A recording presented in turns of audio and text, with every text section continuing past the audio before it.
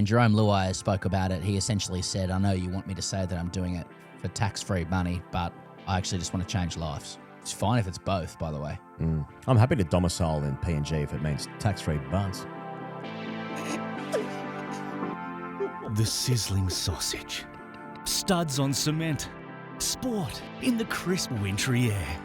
When the drawbridge goes up, see the absolute state of it. You're with Pez and Higgos, it's the circus. Rules are bad. We want coaches' heads. Wrong teams play big games. Tribunal decisions a joke. Game gone. AFL in crisis yet again. But we salivate at the narrative, the stories, the halls of power, and how everyone is against me and my team. The Tigers are absolutely flying at Leichhardt Oval, so that'll mean that their best player in decades is off in a couple of seasons to PNG. You can't criticise tax-free Bunce for generational wealth, but with 220,000 punters flying through the gates this weekend, is the game in rude health, as well as Luai's great-grandchildren. Australian pop sensation RUEL is on the show to break down the Western Bulldogs from the eyes of Sydney's Northern Beaches, Iran playing in the World Cup, slot out World Cup final tickets, Chicago Bulls hospitality versus Marvel Stadium, and what the Wiggles are like at the Arias. There's also sub-2-hour marathons, Heart still in front of the SPL, Ashes on the centre circle, Spurs relegation, Live golf postponements, alley-oops from your dad, boys actually with Artemis 2s. What's getting you hot? Welcome back, Pezza, to another week of the circus. Mate, thank you. Yeah, and as you point out, plenty to chop up this week. I thought a wonderful set of celebrations for Anzac Day. Commemoration's probably the better word, if I'm being honest, and I am, and I try to.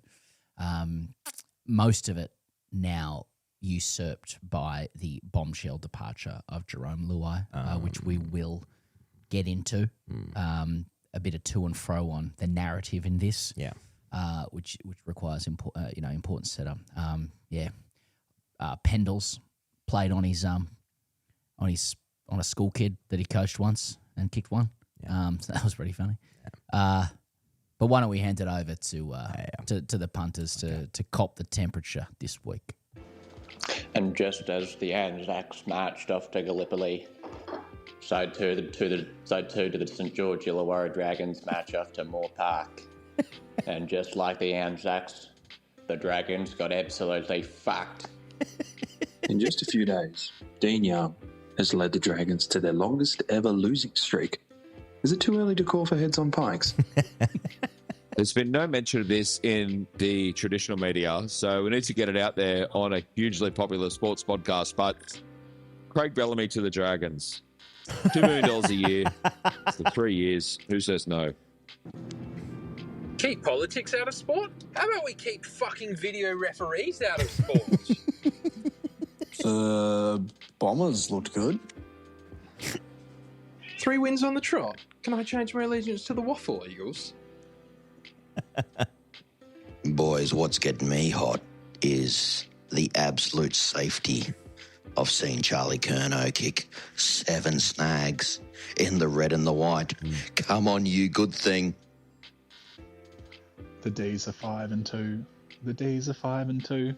We lost to the Dons. Sure, fuck. We lost to the Dons. The D's are 5-2. Well, to my Australian friends, the position of Tottenham in the Premiership is not exactly getting us hot, but if we scroll a bit down to the Championship, who do we have here in 3rd place? Mail! Liam Senior getting sacked was the best news ever. That is all. What's getting me hot and fucking bothered is that my twin brother has just run the London Marathon in 2:47, beating my PB by over 1 hour. Completely alphaed the fuck out of me. The dynamic has changed. I'm going to start compensatory looks maxing today. Any suggestions? G'day, boys. It's that one bloke who watches cycling here. So Pogacar won another monument at Liège on the weekend, just further ending the debate on if he's the GOAT. But what's really getting me hot is that the first question he was asked in the interview was about whether he rated the hot young French blonde thing that came second. His name's literally Paul Sex Ass. I haven't slept well in 8 weeks. 你好吗？是吃是吗？是Dasha. Whatever that was. Yeah, I tried to look it up, but couldn't figure it out. Apologies if that was rude. Okay, that's quite a broad spectrum that I like. Yeah. Plenty of sports happening at the moment. Great time of year in the Northern Hemisphere coming into your playoffs and your trophy lifting season, your knockout rounds. Summer's just around the corner. County Championship, of course. Darts can't be too far away, can it? I don't give a fuck about any of that. I just want the footy. Seriously. Okay, well, should we start with where the West Tigers are, or should we talk about where they're going? Because watching Thursday night, Leichhardt Oval, Raiders attacked at Leichhardt Oval by a rampant West Tigers. The slow motion footage of the hill at Leichhardt Oval got me so wet, so moist, so excited. I was dripping, I was running, I was hot and bothered. I was in a state of total abandonment, whatever that means. And it was just amazing. It was amazing. You think about like the things that rugby league has over their main rival in the AFL. Maybe some TV eyeballs from time to time or consistently, depending on where you live. Local grounds packed out on a Thursday night and your team is rocking. A few caveats with that team being terrible for a while, several wooden spoons in a row. There's a good feel, a good vibe there. But still, packed out local grounds in rugby league, inject it between my toes. So, I think this round was the highest attended NRL round ever. Yeah, right? Yeah, I saw that. Yeah, which puts into context the people that vociferously tell you that what you need to understand is when it comes to sport is that everything needs to be played in sterile, plush corporate stadia with good toilets. And on Thursday night, you could actually contrast, and this isn't meant to be a Code War situation, but you could contrast the vision out of Leichhardt Oval with Marvel Stadium, where the Swans destroyed the Dogs, Charlie Curnow 7 snags. Rule was there. Great interview with Rule, by the way, unexpectedly. Yeah, But, he was good. He was like, it was about a quarter full, Marvel Stadium. And people will tell you, I mean, respectfully, I think Christian Wells tried to tell us, but he was underwater, unfortunately. Charlie was drowning him while it was happening. But was telling, there he is. Christian Wells was telling us that, that the numbers just stack up far better for corporate stadia, right? And for people and what people want. I'm looking at that on Thursday night. I'm seeing record-breaking crowds for the NRL. It was young people there on a Thursday night. It was, surely the imprinting of the memories and the vibe of that, experience for people is far more valuable to the NRL, short, medium, and long, than whatever corporate facilities you might be able to sell in a cavernous stadium. It was special. And when you listen to, it's a TV, rugby league and sport is a TV show anyway. Yeah. Economically speaking, commentators can't stop talking about how good it is. Yeah. I mean, when you look at it, you think my boys 5 and 7 live in Melbourne. They're Melburnians. Amazingly, that was not the plan, but they want to go to Leichhardt Oval.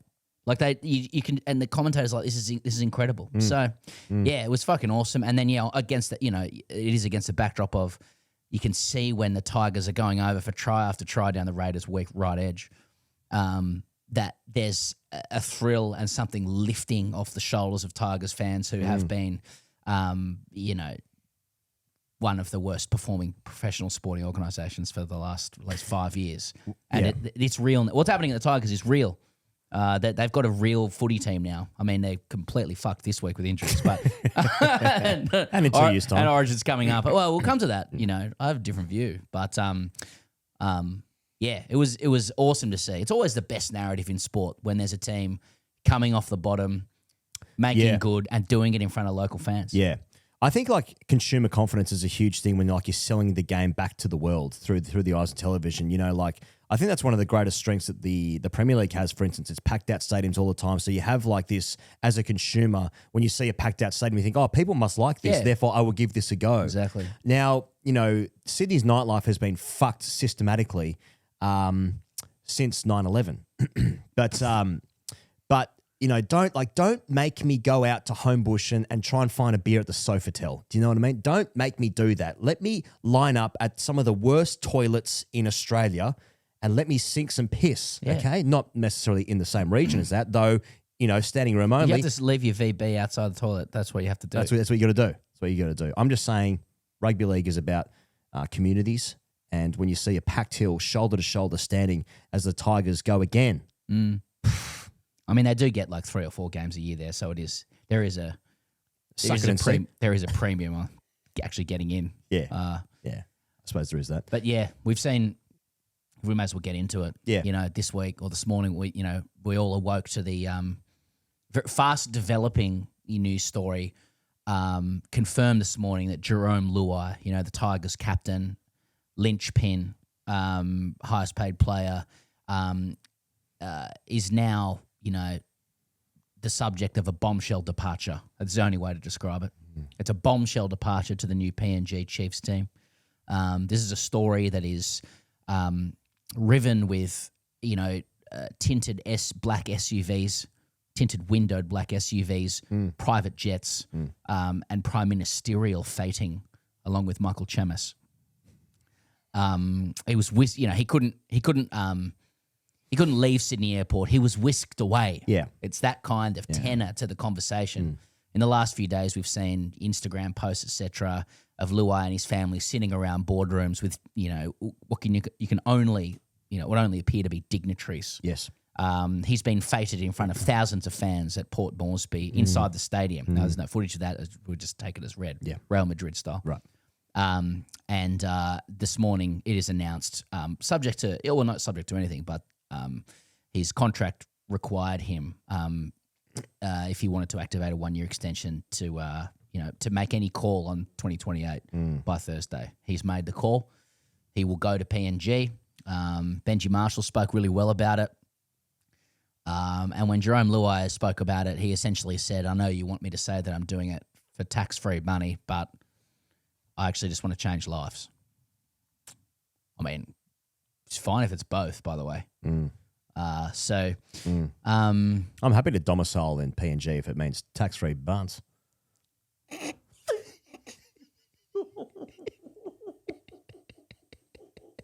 I think that's what he said, actually. I thought Benny Elias spoke really. What's Benny Elias? Well, Benny Elias, he said the same thing. We wish him all the best. He's a great player. He's going to be with us for the next couple of seasons. This one and the next one. We wish it. Yeah, it's good for him. It's good for his family, etc., etc. I think that if the Tigers had gone and said this is a disgrace, even if they are feeling that way, because Tigers fans might feel like they've fucking got this great football team to get behind right now, and their best player is going to leave. So it's like, oh, is this happening to me again? And so if the Tigers, the board and the coach and the hierarchy, generally speaking, were really gave it to Luai, which they may feel inclined to do, they may not. I think that would have been a negative thing, because right now they've got this thing where they could actually achieve something in the next couple of years.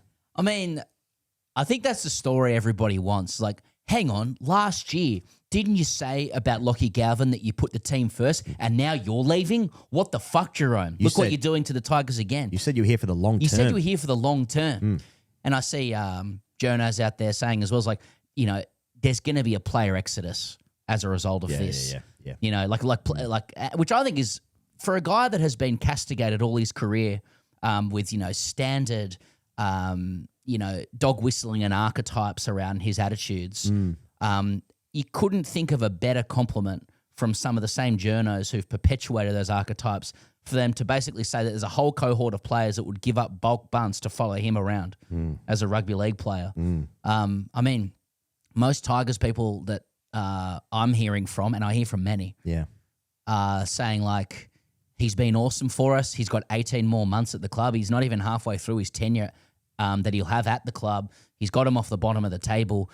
And now that he's going, it's going to open up a fuck ton of money to actually keep the young guys who are going to keep it going. So, the idea that like players are going to leave because Luai's leaving is quite funny. Players are going to be like, fuck yeah, now when I negotiate my contract, there's way more cap space at the Tigers. They got Latu Fainu, Jarome Buller that they're trying to get, Samuela Fainu, like all these guys and they've shown that they can actually play really good footy without Luai as well, Jock Madden. So fucking way too serious conversation about it. But Alex Johnson's going as well. Yeah, Alex Johnson's manager got in trouble for Yeah. Go on. Oh, is it what you're going to say? I was going to say he's got some PNG heritage, I think. I have to double check that. I think I've heard that as well. But I think he might, because I think it was in his contract to be able to negotiate with PNG if and when they came in. Yeah. But his manager got in trouble because they trumpeted his signing before Luai. So Luai's signing was meant to be like, we're open for business now. This is the big fish that we've got. Yeah. And it's like Alex Johnson came up. I'm here. I'm already here. I met you a couple of weeks ago, Johnson. Shut up. The main story out of this, as I'm seeing on Fox, is poor old Bears.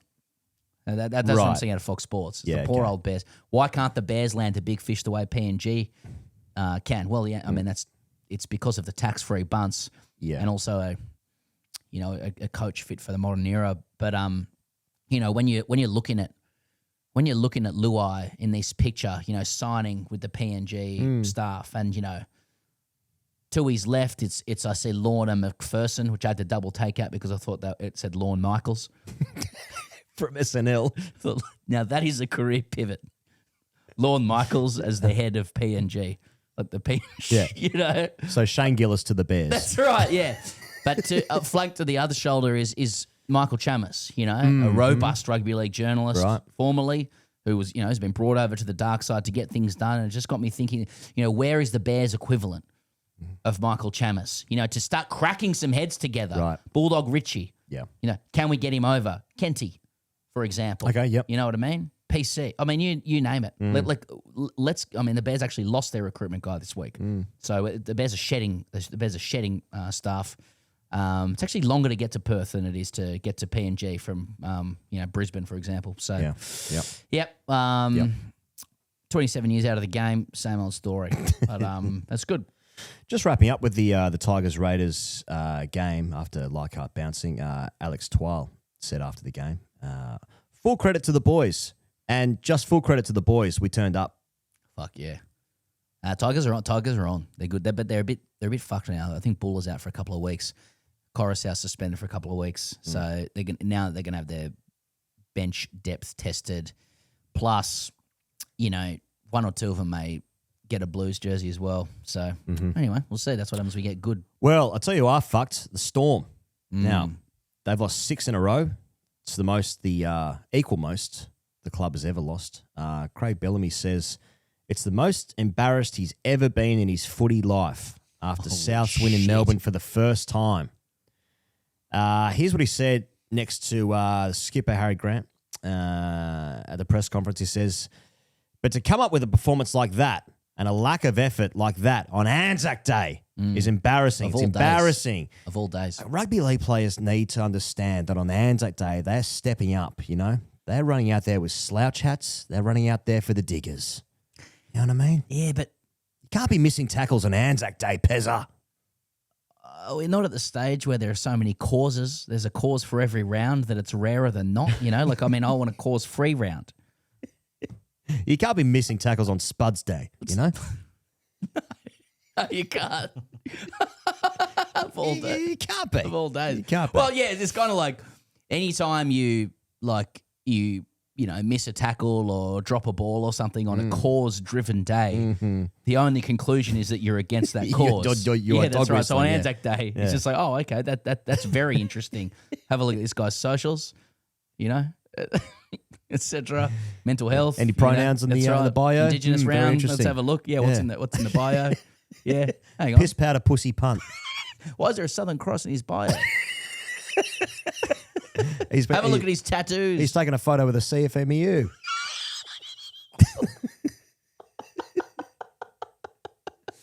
Yeah, you got it. Yeah, that's what a cause-free round, mate. Now, speaking of Anzac Day, Bellyache swung the axe. By the way, I just want to say it. Bellyache swung the axe. Swung the axe this week. Mate, the Dragons. One day, like he actually will swing an axe, and you won't be able to know if it's. He will do one day. Analogy. He will do. Yeah. He's a famous axe swinger. Oh, is he? Now, Manly doing well. Fosball, Kieran Foran, 4 on the trot.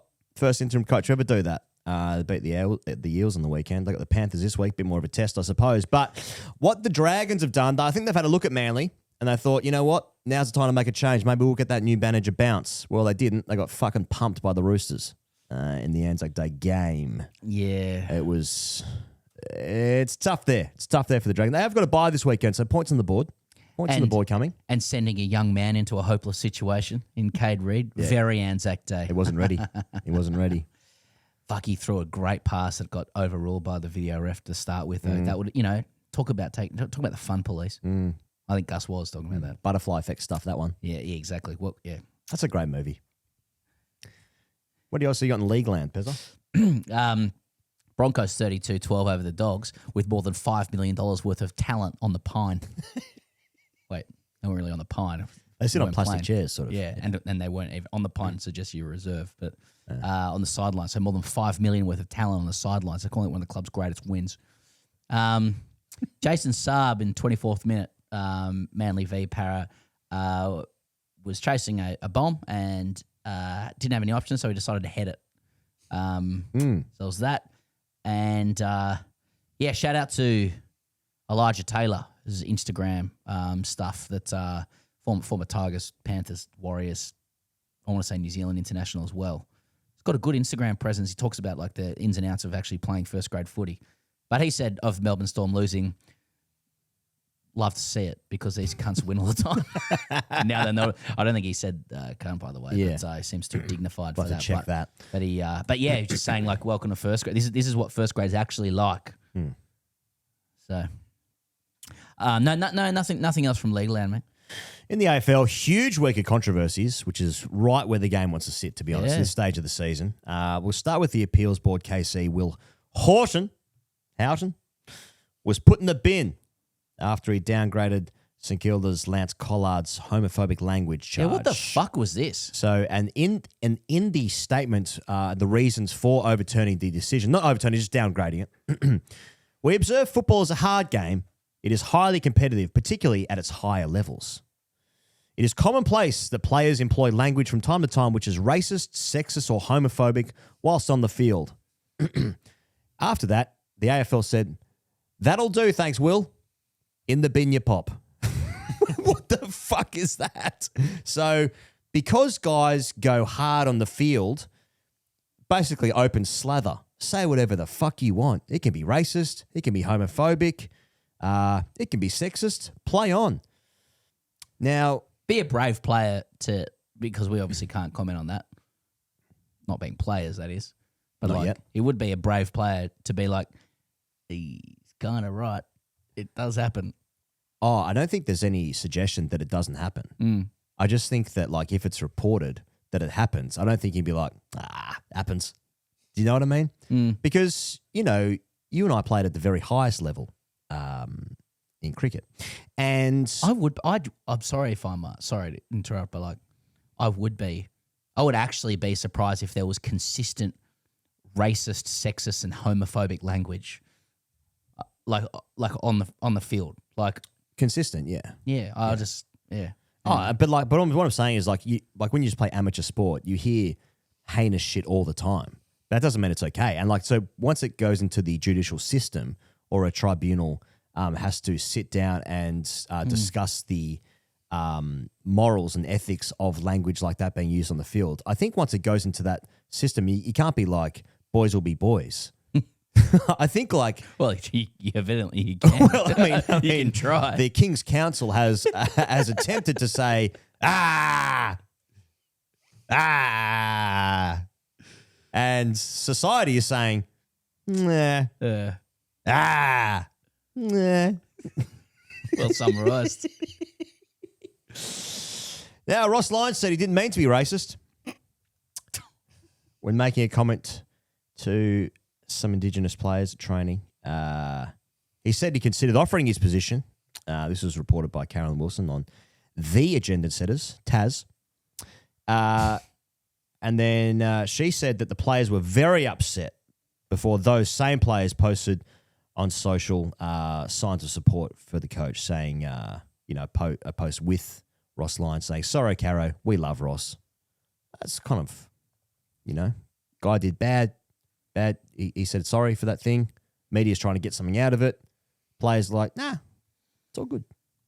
It's all good. He fucked up and he completely owned up to it and wanted and offered,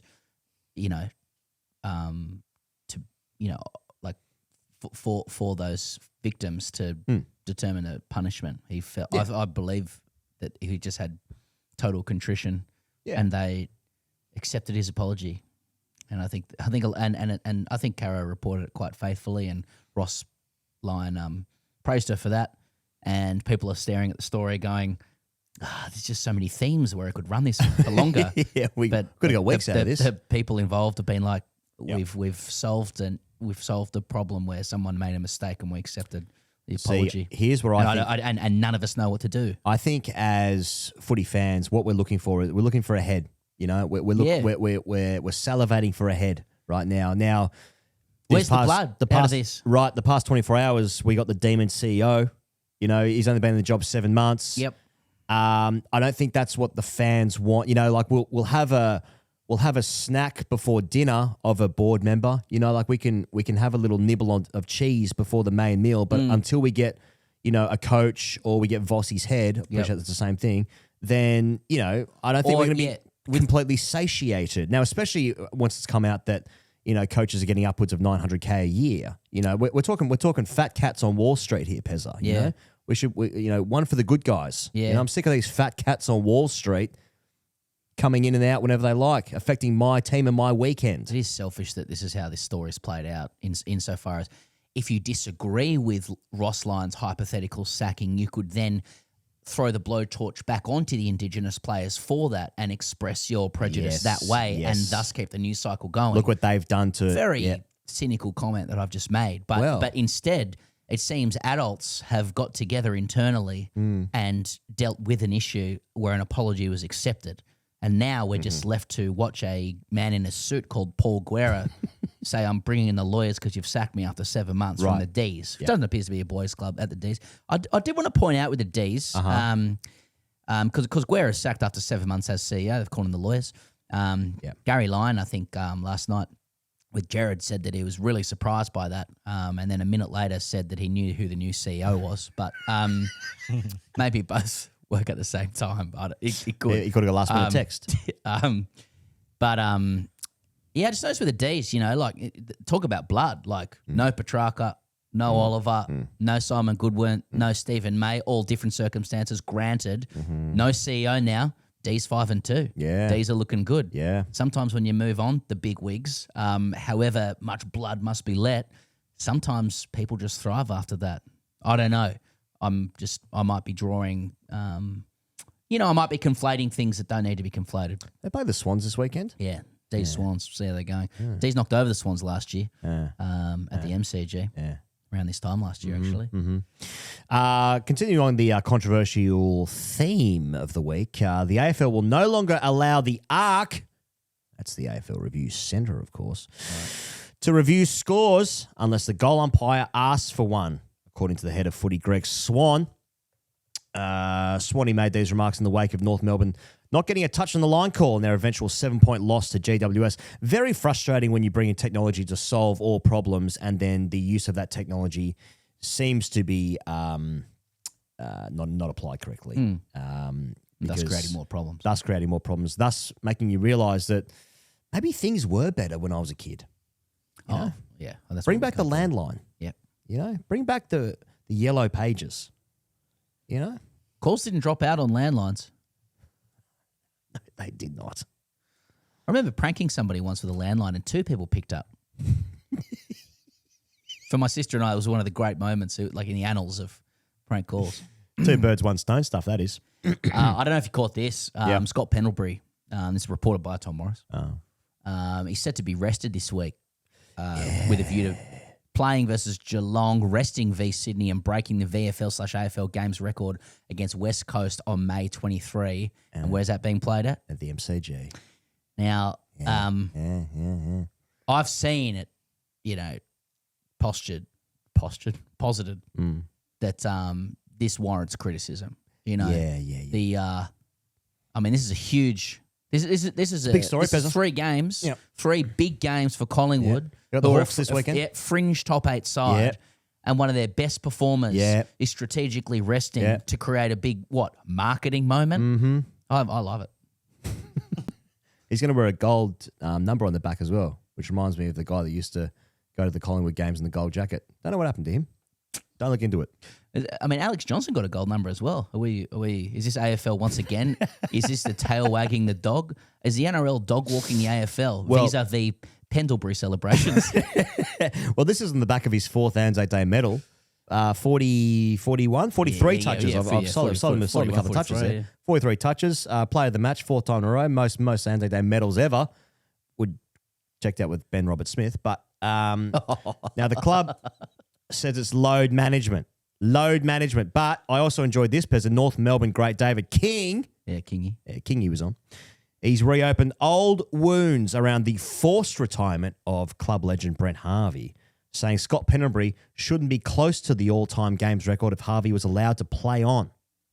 Pendlebury, of course, is just one shy of breaking that record. So Kingy's in there, batting for the good guys, batting for the Brent Harveys of the world, saying like, well, in all honesty, Pendlebury should be 18 months away from Harvey's record because, it was unfair what happened to him. They fucked him out of the club. Him and Nick Del Santo, they just give contracts for young guys, for the future. I like Kingy, genuinely. I think we all like Kingy, don't get me wrong. And I'm a fan of just reopening old wounds, round 8 or wherever we are in the AFL. I'd be surprised if wounds weren't being opened. I saw Tom Morris talking on SEN about Wayne Carey's exit from North Melbourne. I think, well, fuck yeah, I'm a kid again. Yep. I'm a kid again. This is great. There's so much space to fill. It's like, what are we going to talk about today? Yeah. It's just like, what about Duck? How'd that happen? Remember that? Do you remember that? And I just watch it. Oh, yeah. Fuck, he was good. Oh, he's the best I've seen, Duck. Get those anti-inflams, though, at the casino. Crush them up. Anyway. Now, before we speak to our friend Rule, it was a great chat. A very lovely young man with a big future, if I don't say so myself. Why is that funny? He does. Because he's already had like 1 billion streams on Spotify. Yeah, that's right. He's got a big future, this kid. Hey, it's 6'5", strapping. I do a show called The Circus. I do a sports podcast.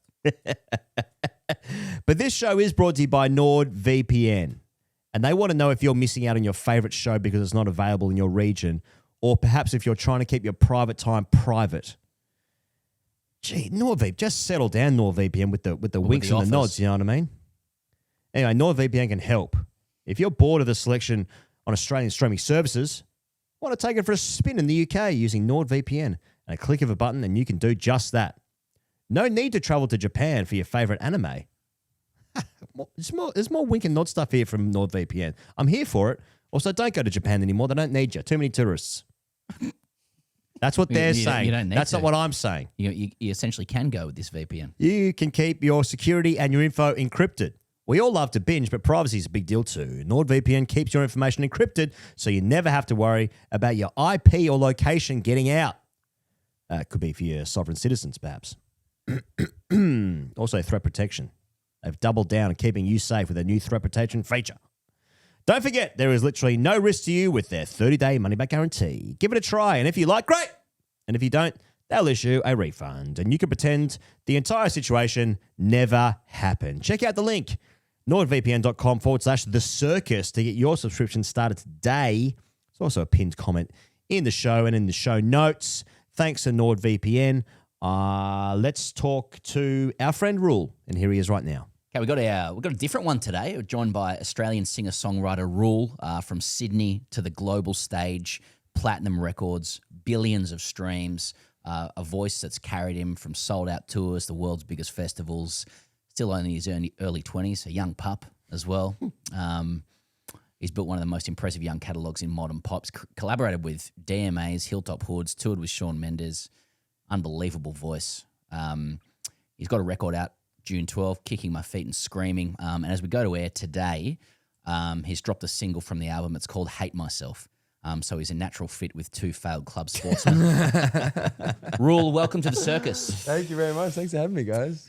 Now, you're probably doing your 30th interview in 5 days, right? And you don't know where you are. You've walked into a studio in South Melbourne. You're like, I see some sports stuff around. So just for background, your people have like lined you up with a sports pod. Like they've been very thorough. Yeah.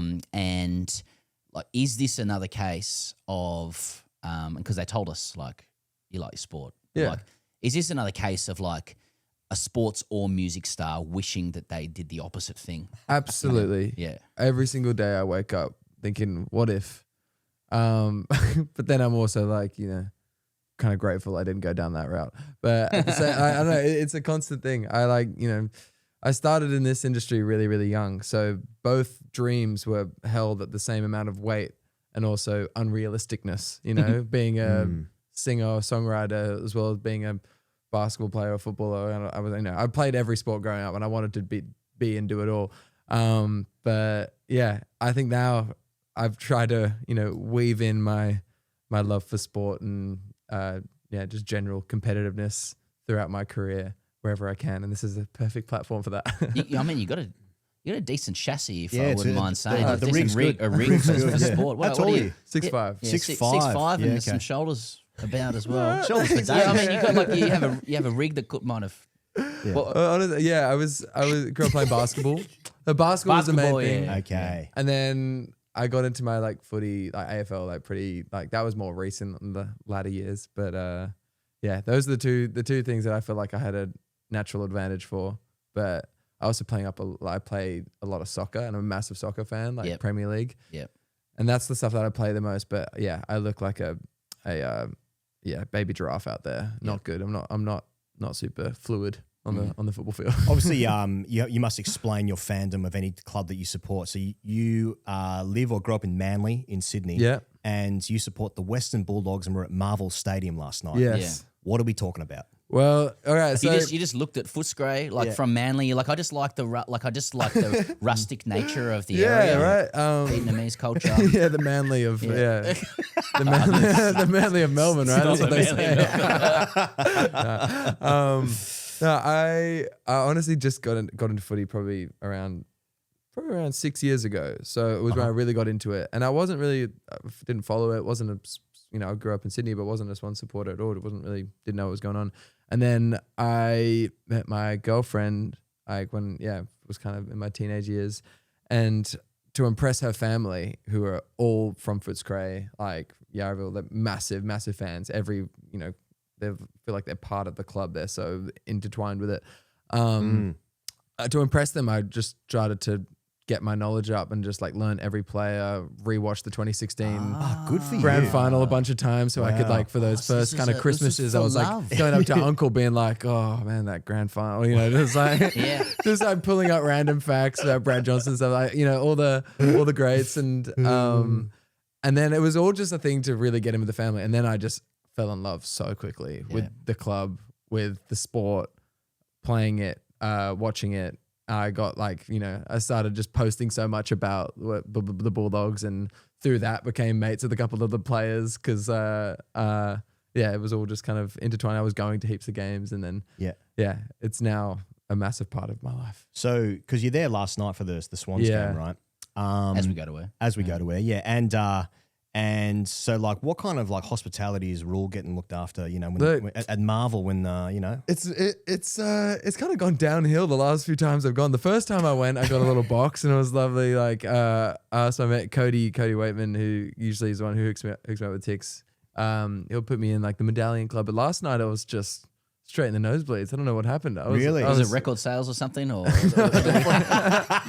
probably. Yeah. I don't know. It was an empty stadium. I was walking around. I could have sat anywhere. But sat next to Bevo on the bench, I reckon. Yeah, honestly. Yeah. There's no space on the bench right now. Yeah.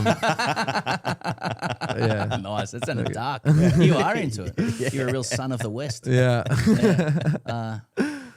I'd actually come to meet Tom Liberatore, because his boy goes to school with my boy nice as well, and then Grandpa picked him up.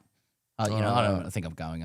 I live in the hood too much there, but good to see the old man Libba walking around school as well. Yeah. Massive smile on his face for what a tough bastard he was back in the day. So it's a great club. Like, I live in Footscray, so cool. such a great area. You've done you've done well there. So can you? I mean, they're injury plagued at the moment. The Dogs. Yeah. It was a great start to the year. I know. Do you retain hope, or do you think we're sliding back to the mean? I don't know. I'm pretty in between right now. I think having Timmy English come back in a couple of weeks will massively help in the ruck. But other than that, it's like we've got really no one to, and now Norton's out as well. It's like all the key forwards are just kind of no one to mark the footy on either end. Yeah. Now. So I'm a little worried, but I think we should. It's early on in the season. It's a long season. When you're on the road, like you've just done 30 cities in 2 months in North America, right? US and Canada. Yeah. I mean, how are you watching the Dogs? Like, is it VPN? Are you on the tour bus there's just a thing annoying called people? Watch AFL, which is like the US platform, which I use my mate's login for. And the games, it's really grim. They're always in between 11 to 5 a.m. The games is when they start. Okay. And because it's a long game, so you're really getting zero sleep when there's a game. So I try to, if it's a big game, I'll get up for it. But most of the time I'll just watch in the morning, watch a replay, avoid the score. But it's not easy. But it's the same thing. And when I'm in Australia, I'm a massive Liverpool fan, so I want to watch the Liverpool games. And they're also at like 2 a.m. Yep. And it's like, either way, I'm not getting what I want. So I mean, we watch the Indian Premier League every single night. Yeah. And those games are on at even worse times. So we totally get it.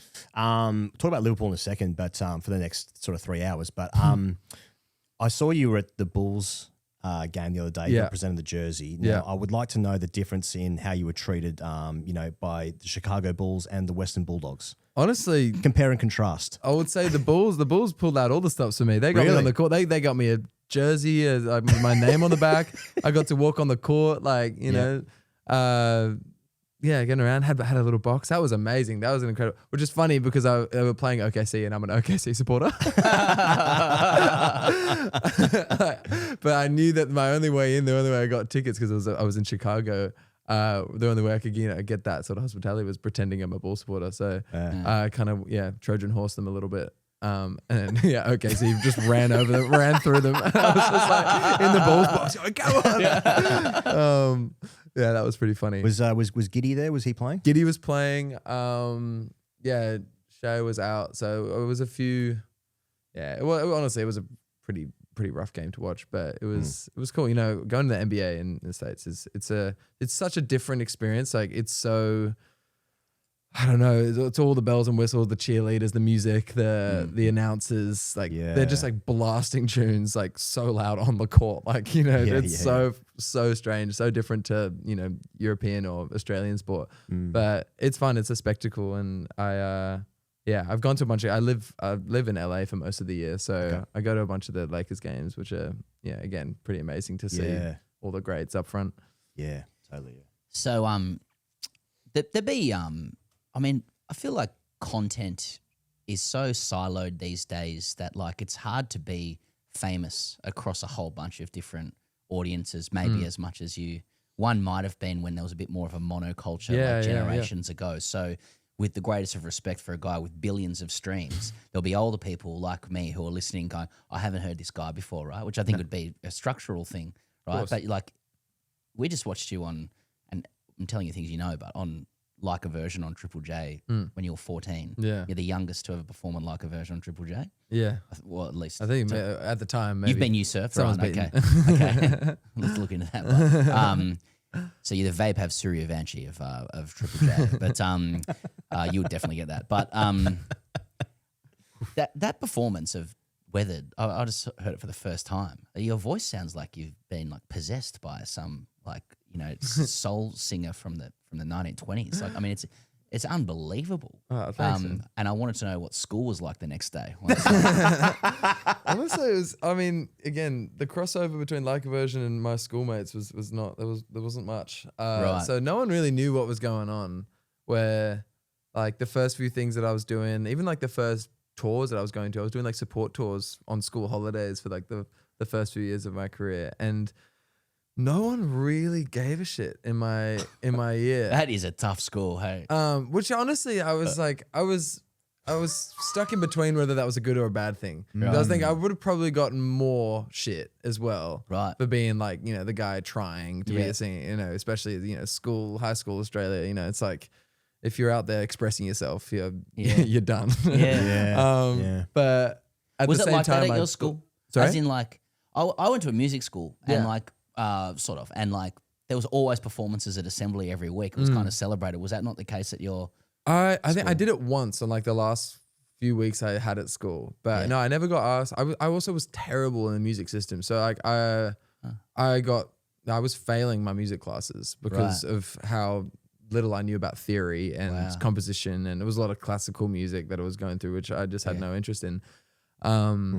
But yeah, now I feel like I would do all right. But back then I was like, even the music side of the school kind of just like, he's a fake. Like he doesn't know what he's doing. I was Even like seeing that like a version performance. Yeah, I mean, you look at that performance, you're like, this guy is special. I think, I mean, I kind of just learnt by ear and like, you know, was in, you know, vocal coaching, I guess, for a little bit, but nothing that was impressing the school. And then I think when things started to kick off is right when I dropped out. So off the back of that performance, like the Wiggles voted for you in their top 100 like a version. Yeah. And then Anthony took a photo with you at the Arias. Oh my God. That was wild. That was crazy. That was the first proper like any award show that I went to. And yeah, the Wiggles were like obviously anyone between my age from, you know, 10 years older to now, I think have grew up just absolutely loving the Wiggles and just being like, you know, that probably got me into music, you know, in a way. Right. And I remember Anthony like tapped me on the shoulder and was just like, hey mate, can I get a photo? And I was like, what? me? And then he like threw me up on the Wiggles Twitter. I remember that being like the greatest day of my life. Like that was the first time anyone that I'd ever like, you know, known or like looked up to as a child, like came up to me. Yeah. I was like, it was a wild experience. And what are the Wiggles like at the Arias? Is it just coke and hookers? Is like, what do we do? You would be surprised. Back in the day. Wake up, Jeff. No, seriously, wake up. Can't get him for 3 days. Jeff.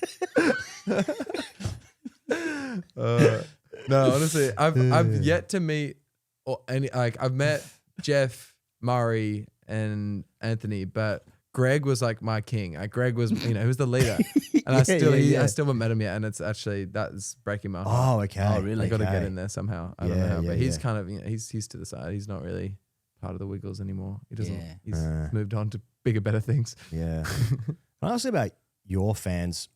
Like when RUEL comes to town, right? Like what's that like? Because I remember there's someone I used to work with. I used to work at a radio station for 5 minutes, and someone I worked with there, she was obsessed with Hanson, like when Hanson were big. And she and her friends used to like follow them to the hotel. Like security knew who they were.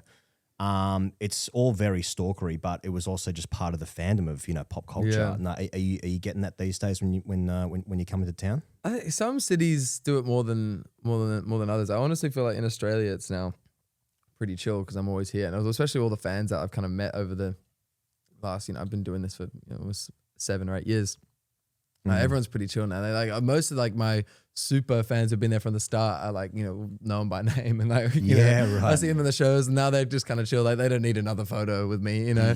But I think when you go to like I don't know, South America. I was just in South America a few weeks ago, and like, or even in Asia, the fandom over there is like they'll follow you from the airport to the hotel right outside, like do all the things, and there'll just be like a posse of them there. It's pretty crazy. It's very, very cool. I'll never take it for granted. It's like, you know, that stuff won't last forever. Yeah, I did read this in The Guardian. After a show in New Zealand, a fan once gave you one of their teeth on a necklace before saying, you can wear this and I'll always be a part of you. Yeah. So how do you feel about fame? Yeah, I mean, that was really early on as well. That was my first ever show in New Zealand. And I was like doing like a meet and greet sort of thing. And then she had this little box.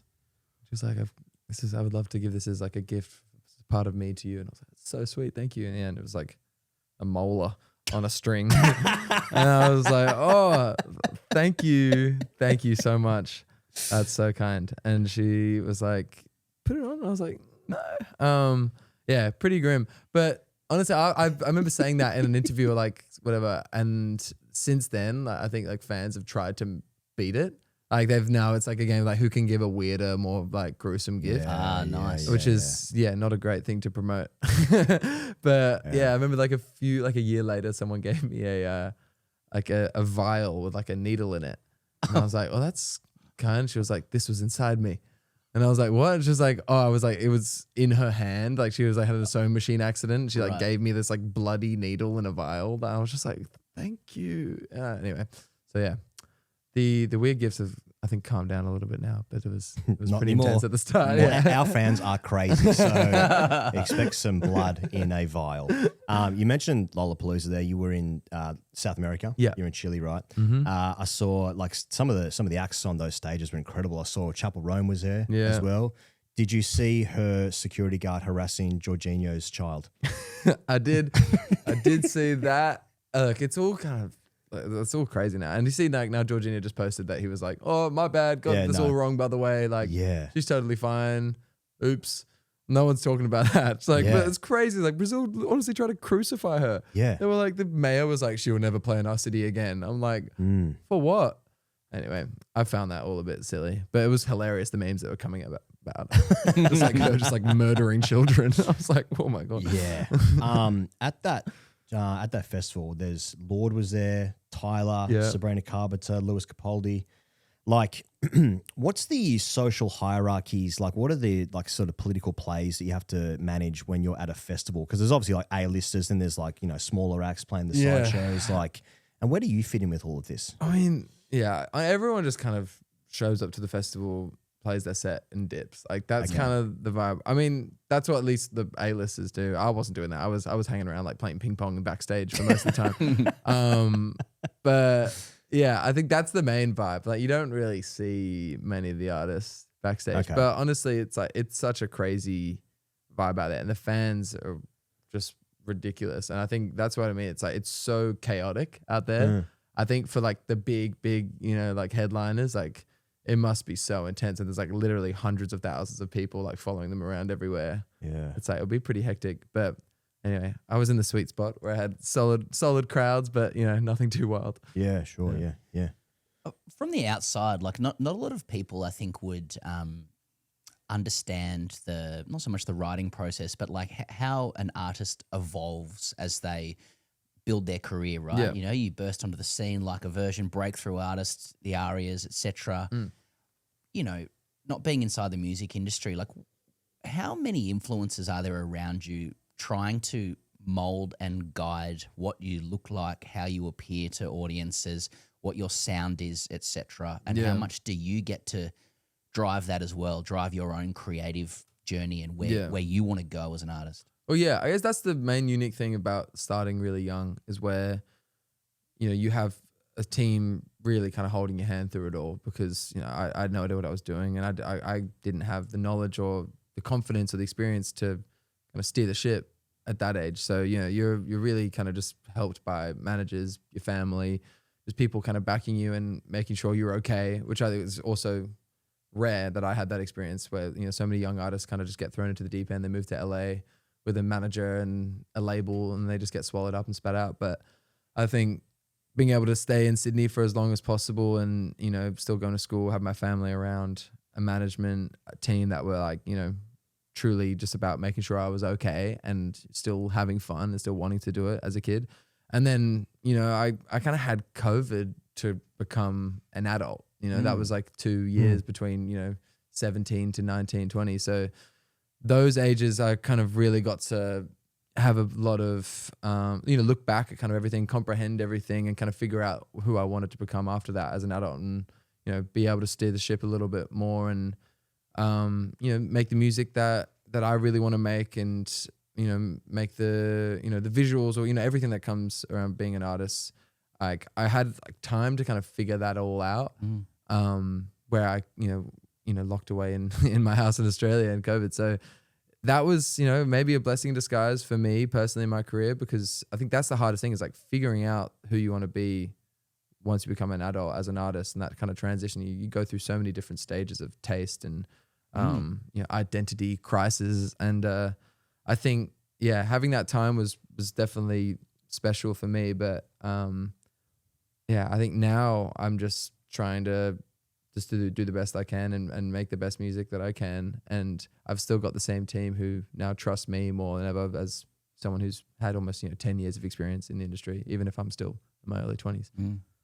There's so many stories out there about like young artists who, as you said, like they get used up and spat out, or you could become so ground down by the business of music or the business of being an artist that you lose sight of the creative journey. Like where are you on that journey? Like with the way you structure your team or whatever, do they manage the business side and that gives you space to write and create, or are you right in there with the business side of you?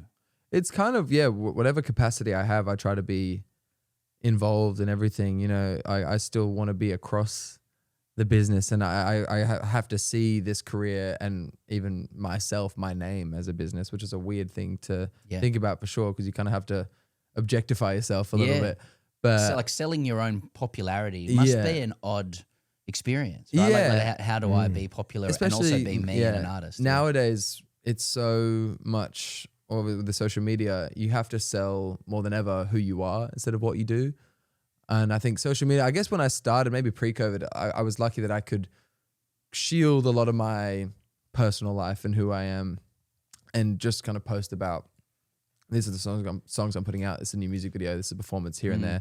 And that was enough for fans to, get engaged. But with like TikTok now, it's all about people opening up their camera and showing people exactly who they are and like their most personal self.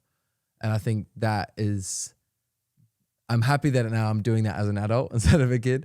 But that's the main difference, I think. And I think, it's just weird having to, sell yourself in that way. But I think now I've become so dissociated to who I am and the artist that I'm trying to be, like the Rule and like Rule Van Dyke, my name. Yes. You know what I mean? Yeah. Can I like, just on that experience of like, I think you said you have to sell so much more of who you are rather than what you do. Like, how does that sit with you? Because I imagine like writing a song and arranging music is such an immersive, long form activity. And so many of us are now so like conditioned to like, to scrolling in our brains. We know that our attention is being fried by social media, like, do you think social media has impacted your ability as an artist? Can you get away from it and write, and to block yourself out from it? Definitely. No, I think writing music it'll never change for me, at least because that also is like, writing music is the most vulnerable I could be as well. That is the most who I am, more so than just kind of posting a, Instagram story of what I'm doing today. It's like writing a song about your deepest, darkest vulnerabilities and, relationships and whatever. It's like, that is, giving more than I could imagine, to my audience of who I am. So kind of tapping into that and being more vulnerable and, still treating it as art and trying to still have nuance and still have, things that can challenge the listener. Like, that's the stuff that I get a kick out of. And I still think what the music industry will always be based around. And nowadays as well, it's like, there's people who write songs trying to be viral and people who write songs just trying to make a, quick buck, or that's something that could turn into a 30-second TikTok hit. And I think that can sometimes work. But for the most part, I still think it's like best song wins nowadays. It's like the barrier to entry for making music, and so many artists are just having, blowing up just in their bedrooms, or just like posting a little snippet of them singing a song they wrote in their room on the guitar. Like, that stuff is turning into number one hits, like without a label, without a management, without a team. So it's like, I really think best song wins now, like more than ever, which is really inspiring, I think, for like the art.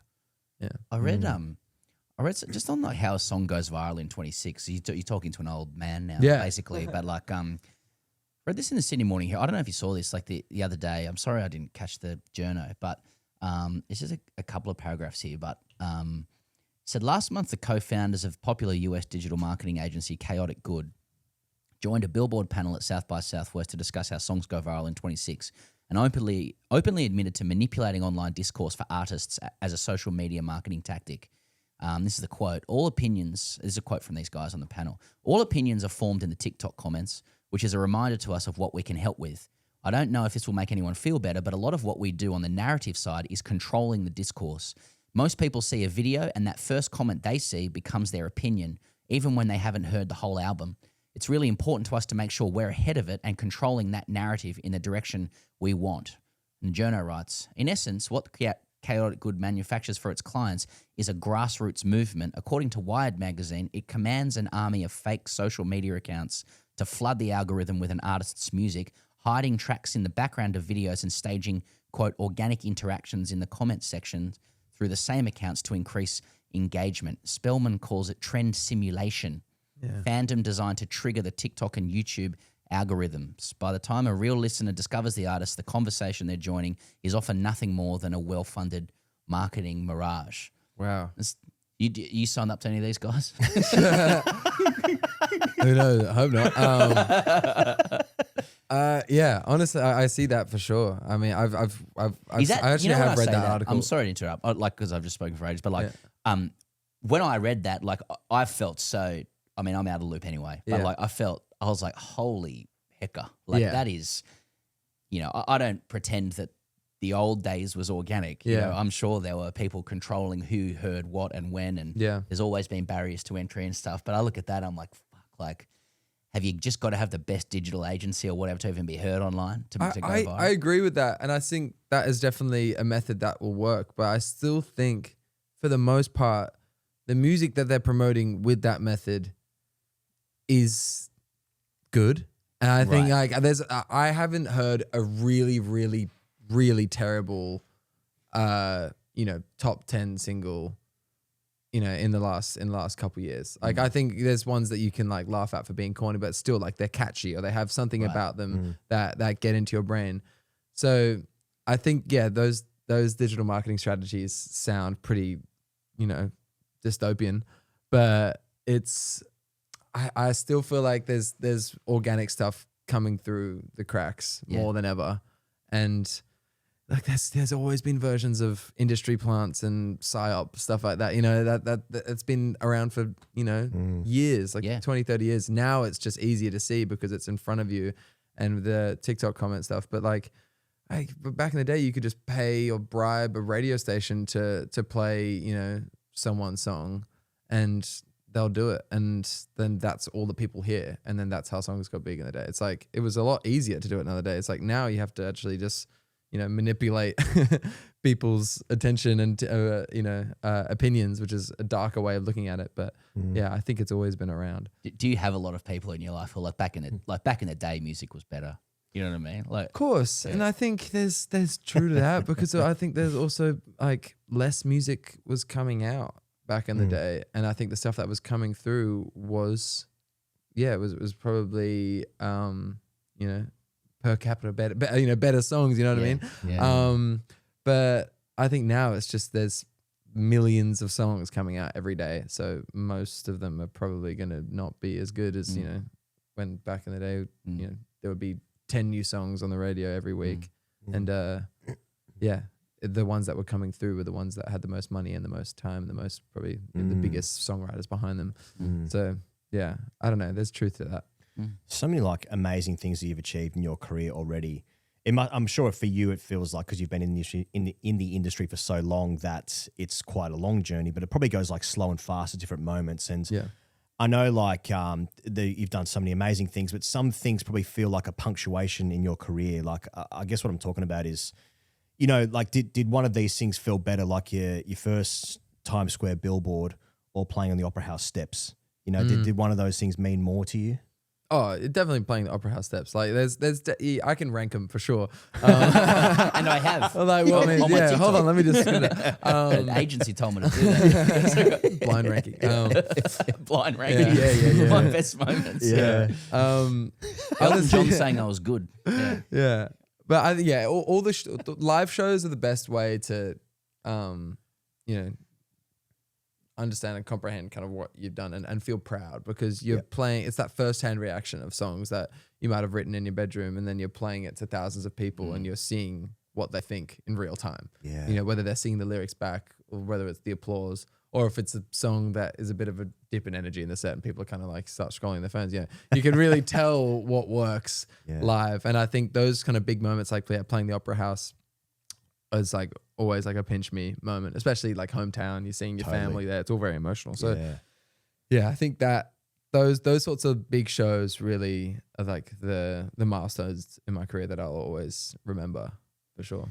I think for a lot of people, like being a musician would be like the number one art of choice that they could pursue, or like when they dream of it. And like, mate, what's it like when fans are singing your words back to you? That must be like the greatest drug of all time. It is. It's exactly that. It's the only way to explain it as well. It's like, it's some sort of adrenaline rush that it's like that you can't get anywhere else. And that's why I get why people get addicted, to it, like to touring. That's why the Stones have been touring for 80 years, It's like, I get, it's like people can't get enough of that. And I can see that. And I think it is a sense of adrenaline that it gives you, and a sense of, I don't know, it's also like the confidence it gives you. It feels like you could fly, when there's that many people screaming, lyrics that you've written, or if it's, in general, just like the attention that you get, or the energy or that they're screaming at you is it's unmatched. I can't explain it. And that's why Waltzing Matilda is such a good song. Yeah. Now, I want to talk football. Slot out? Yeah, slot out. Yeah. Slot out. I'm a Liverpool fan as well. Oh, there you go. But I'm more interested in where you sit with Arsenal's potential bottling of the league. I literally just posted a TikTok this morning about it. It was this trend of just like people saying like all the things that like help them get to sleep at night, and I was like Arsenal bottling it. But it's glorious, and it's so weird. I don't know. I still like. I think I know why I hate him so much, or like why I'd still rather City to win over them. Yeah. I think it's more just because also with all the charges that City have, it doesn't count. Yeah, like all the last ones. It's a Death Star. It's a confected Death Star that hopefully will be erased down the track anyway. Yeah. But it's still like I'd rather Chelsea win than Arsenal. I'd rather anyone win than Arsenal. Interesting. Which is like I don't know why. I think there's some sort of, I don't know, maybe there's also some sort of digital marketing strategy against Arsenal, because everything. So Arsenal fan TV is a psyop. Yeah, exactly. Or the opposite. Because it's just making everyone hate them. None of them are Arsenal fans. Yeah, Troops is a plant. Yeah, it's a Spurs thing. Yeah. Spurs psyop. Yeah. Everyone's funny distracting them from the relegation because everyone's talking about Arsenal bottling it. I never use the word like bottling, like I never use that in my everyday life. But when it comes to football, like you like immerse yourself in the culture of it. Like you have to say, well, they've bottled it. It's so British, yeah. Yeah, exactly. Yeah. I love it. But even though I don't talk like that. Yeah. No, we call Manchester exactly. City asterisk FC. Yeah. This is weird ways of talking. Yeah, City one of the empty had. Yeah, that's right. 115, yeah. Anyway, this is definitely my main sport. Premier League is the thing I think I know the most about, and I can get into the weeds and have my own tactical analysis and I don't know, opinions on. But yeah, Slot, I've been hard. It's been hard to defend him at all this season. I think there's so much nuance there as well. Like, obviously he brought us the first league title, but at the same time he didn't make one signing. I think it was maybe all just the players kind of coming together from Klopp's team that, hit a rhythm and hit a stride, and found their stride, and that's what made them win it. But tactically, even he seemed so solid last season, but now it's just like he's so hard to defend. And him in his press conferences, I'm just like, dude, shut up! Like, what are you doing? Like, you're making yourself look even more like a fool. But yeah, I'm still optimistic for the next few years. We've got some amazing players, and I think. Can I introduce an alternative view to that? I'm a Man United fan, so just a couple of Aussie, couple of Sydney siders who follow Liverpool and Man United with some views. Yeah, and who get it. Yeah, but fans, it is difficult to like from the outside. It's difficult to like contemplate a team sacking a manager who was responsible for or part of a title the year before, and in circumstances where a player has died. Of course. In the off season, and that Liverpool are still going okay, and they're there and thereabouts, haven't fallen off a cliff. You can have down years, and sometimes it's just a little bit of momentum here and there and fine margins can flick it back. But when you become accustomed to success, and to say this as a Man United fan, the moment you drop off, you just want to change everything all the time, you know, rather than just like Yeah. Good point. deal with the like peripheral, like just the marginal drop offs or improvements, you know. And sometimes when you just flick the manager and you start again, and a new manager comes in and buys their own players and institutes their own philosophy, the whole club has to adapt to it. You got to give it time for that to happen, but. Maybe Slot just sucks as well. I don't know. You know, like it's because like it'll be the greatest Liverpool team that we will see in our lifetime. The team that won the Champions League. There's only now that Robertson is leaving, it's only Van Dijk and Alisson, who also might be departing the club, left in that side. So it's like it's been broken up over time. Salah's obviously leaving as well. Like no one could have really predicted. You're the greatest team you'll see in your lifetime. Mate, they nearly broke 100. There wasn't the greatest individual team at all, like in terms of individual players, but the way we played together was, I think, the best football I've ever seen Liverpool play. Was definitely that But we're Champions. young. I mean, there'd be people who are like 20 years older than you who've seen better Liverpool teams than this one. Mate, I don't know. I don't know about that. Anyway, Football's changed so much since, you know. I just mean in terms of the things they've won. I mean, Liverpool were more actually more dominant. I understand. I understand. You mean in terms of Premier legacy, yeah. I mean, the team that won the league with 98 points. I mean, they finished second with 97 points. Had a goal not gone in against City. Had Stones not cleaned off the line, they would have been invincibles. Yeah. They would have broken 100 points and they would have won the league. But they didn't. They didn't. So I understand, but now I understand that you've jagged yourself a World Cup final ticket. Yes. Now, how have you done that? Honestly, and are you looking for a plus one? I'm shouting out. I am the plus one. I'm shouting out Evan Lamberg. He's been a massive kind of huge supporter in my corner at Universal Publishing in America since I've started, and he signed me when I was very, very young. Okay. And a couple years ago when it got announced that it was going to be MetLife, New Jersey World Cup final, was like, if I get tickets, he knows how much I love football, and he doesn't really give a shit about soccer, but he's a big sports fan. He was like, if I get a ticket for that, because he's just massive big dog CEO. Yeah, he was like, I will take you over anyone. I'll take dude. you over my wife. He was just like, he promised me that, and then every few months I texted him being like, you sure? Is it come in yet? And he was like, yeah, man, if I get it. And then last year he sent me the ticket. I was like, oh my goodness. God. So yeah, I'm flying July 19th. I cannot wait. It's going to be insane. It's going to be so chaotic being in New York that day, but it's going to be a once in a lifetime opportunity. Oh, good for you, man.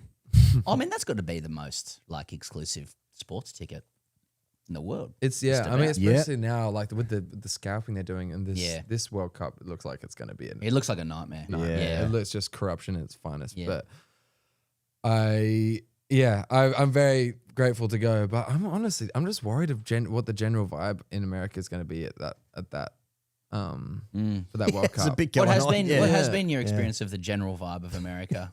It's pretty down, but I would just the past few months I've been on a bus driving through. What's happening? Driving through on tour, and it's I mean, the main vibe from Americans is just a sigh and just kind of a slight bit of shame, obviously. But I think, I don't know. It's a weird place to be, weird place to live. Yeah. But there's parts of it we can get behind. There's still hope, and there's a lot of good people in America. A lot of great people, and I'll never bag it too hard for the place that's given me so much. It's hard to tell, right? Because New York and LA, for instance, are almost like two separate countries. They're so separate to the rest of the country. Like the Bible Belt, for instance, they're completely different places. But when Iran have said we don't want to play our World Cup games in America, and FIFA nah, you will. It's like that's going to be pretty tough to handle, I'd imagine. Yeah, you know what I mean? Yeah. Didn't one of Trump's aides say let's just get rid of Iran and put Italy back in? All right. So there are options. That's all he's saying. That's awesome. I thought before you said that he sent you the ticket, I thought you were kind of putting him on the hook as well by saying, and this is his name and this is what he said he would do for me, this guy. You know what I mean? Honestly, no, massive. Very grateful, very grateful. So, when you did that North American tour just recently, 30 cities in 2 months, is that right? Yeah, is that right? Just under, where was good? Where'd you like? It's so strange, the the crowds that are the best. Like you would never expect it. It's like Salt Lake City was the craziest crowd. Really? They Yeah. were going so hard. Yeah. That was amazing. Florida, you kind of would expect they'd be a bit rowdy, and they were good. They were loud and moving around. Yeah, the big ones are always the hardest ones to like, really get the crowd going because they're like LA and New York are just a bit snobby. Yeah. And the crowds for most of it, like got the super fans at the front always doing the best and doing the most, but for the general vibe of the crowd, they see so much music come through that it's just like it's pretty judgy. But I'm trying to think of Toronto and Canada. That was amazing. That was one of the best shows for sure. But yeah, South America by far took the cake. I mean, you loved it there. Yeah, that's just ridiculous. It The crowds sounds are so they're epic. insane. Yeah. I went to last time I was in Argentina a couple years ago for like my first tour out there. I went to a River Plate game at the Monumental. Oh fuck, that's bucket list. And that was probably the best sporting event I've ever been to that's live. so good. I reckon, no, definitely the best sporting event I've ever been to. Yeah. Like it was a quarterfinal of like their Copa El, like their kind of their domestic cup. Yep. And oh my god, it was so insane. Just 100,000 people, flares, or everyone jumping to side, just screaming the whole game. You could not hear anything. You couldn't talk to the person next to you. Yeah. Box, did they look after you? Or? No, that was again. There's no boxes. There's no box in the Monumental. It's all just. It's like a coliseum. It's everyone's together. But the person that we were with actually, that was because it's so intense. The fandom there. We needed to leave. I think like 10 minutes or 20 minutes before the game ended because we had a flight to catch. We had to and we were rushing straight to the flight. So we only got there for like the first 70 or 75 minutes or so. And River Plate were up 4-0. Like they were breezing through the game. We also were told we had to wear red and white or nothing else. Otherwise we'd get like beaten up.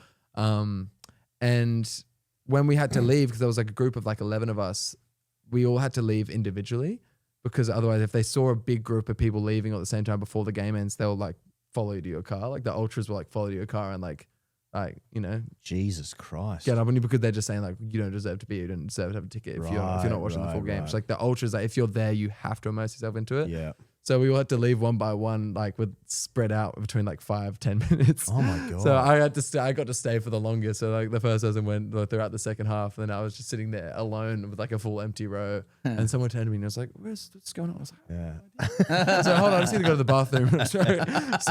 Sprinted out of there. But if you ever get the chance to go to Argentina, going to the Monumental or the Bomba for a Boca Junior game. Yeah, the Boca Juniors River Plate derby. Yeah. That actually looks like it's too much, to be honest. Yeah, it genuinely is a bit scary. Yeah. A lot of people would be thinking this, I think, Rule, like, how would you compare and contrast the circuit, as we call it, going out after play between a superstar sports person and a pop star?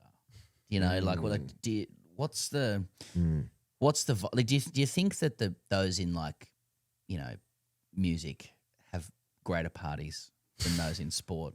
I mean, the us plebs can only imagine. But you're mates with a couple of the dogs, and you know people in and around the circuit. I mean, how does it when they come together?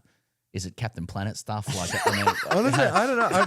I definitely haven't partied with many athletes, but I don't know. I do feel like musicians put on a better night out. I would have to say. I think athletes are just following whatever's because it's all putting on a good party is all about being creative as well. It's a creative thing to put on a good party, but I don't know. I haven't been to enough night outs after like a grand final win, so who knows? I feel like it's one night only for musicians, because you're moving around so much. You're back on the tour bus the next day. You're traveling to the next city. Whereas like in Melbourne, it's like they're at Revs again. I get that. I know. Honestly, I mean, so many touring musicians just go out after every show every night. I could never. I do not have that stamina. But that's the rock star life, is just getting out after every show, because it's such a high. The adrenaline you get from. How do you sleep after like? Well, that's what I mean. I think that's why so many artists get addicted to drugs. I think that's the main thing. Is like they drop, or they can't drop, I guess, after the adrenaline. Yeah. The adrenaline rush of a show. They either like trying to calm down, so they either that's where Xanax or alcohol comes into, and that's where it's so dangerous.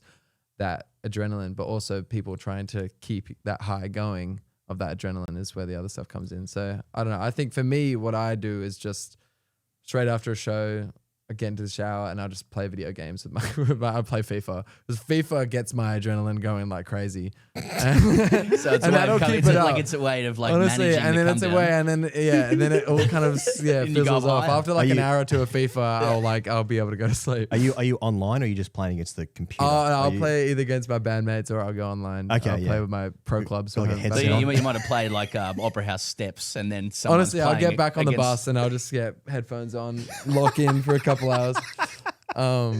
It's the healthiest way to wind down for sure. Mate, we get it. After our shows, honestly, like you're pushing away women, knocking at the door of the hotel. It's not easy. Jeez. It's not easy. Yeah. We got people surprised that there are women in the audience sometimes.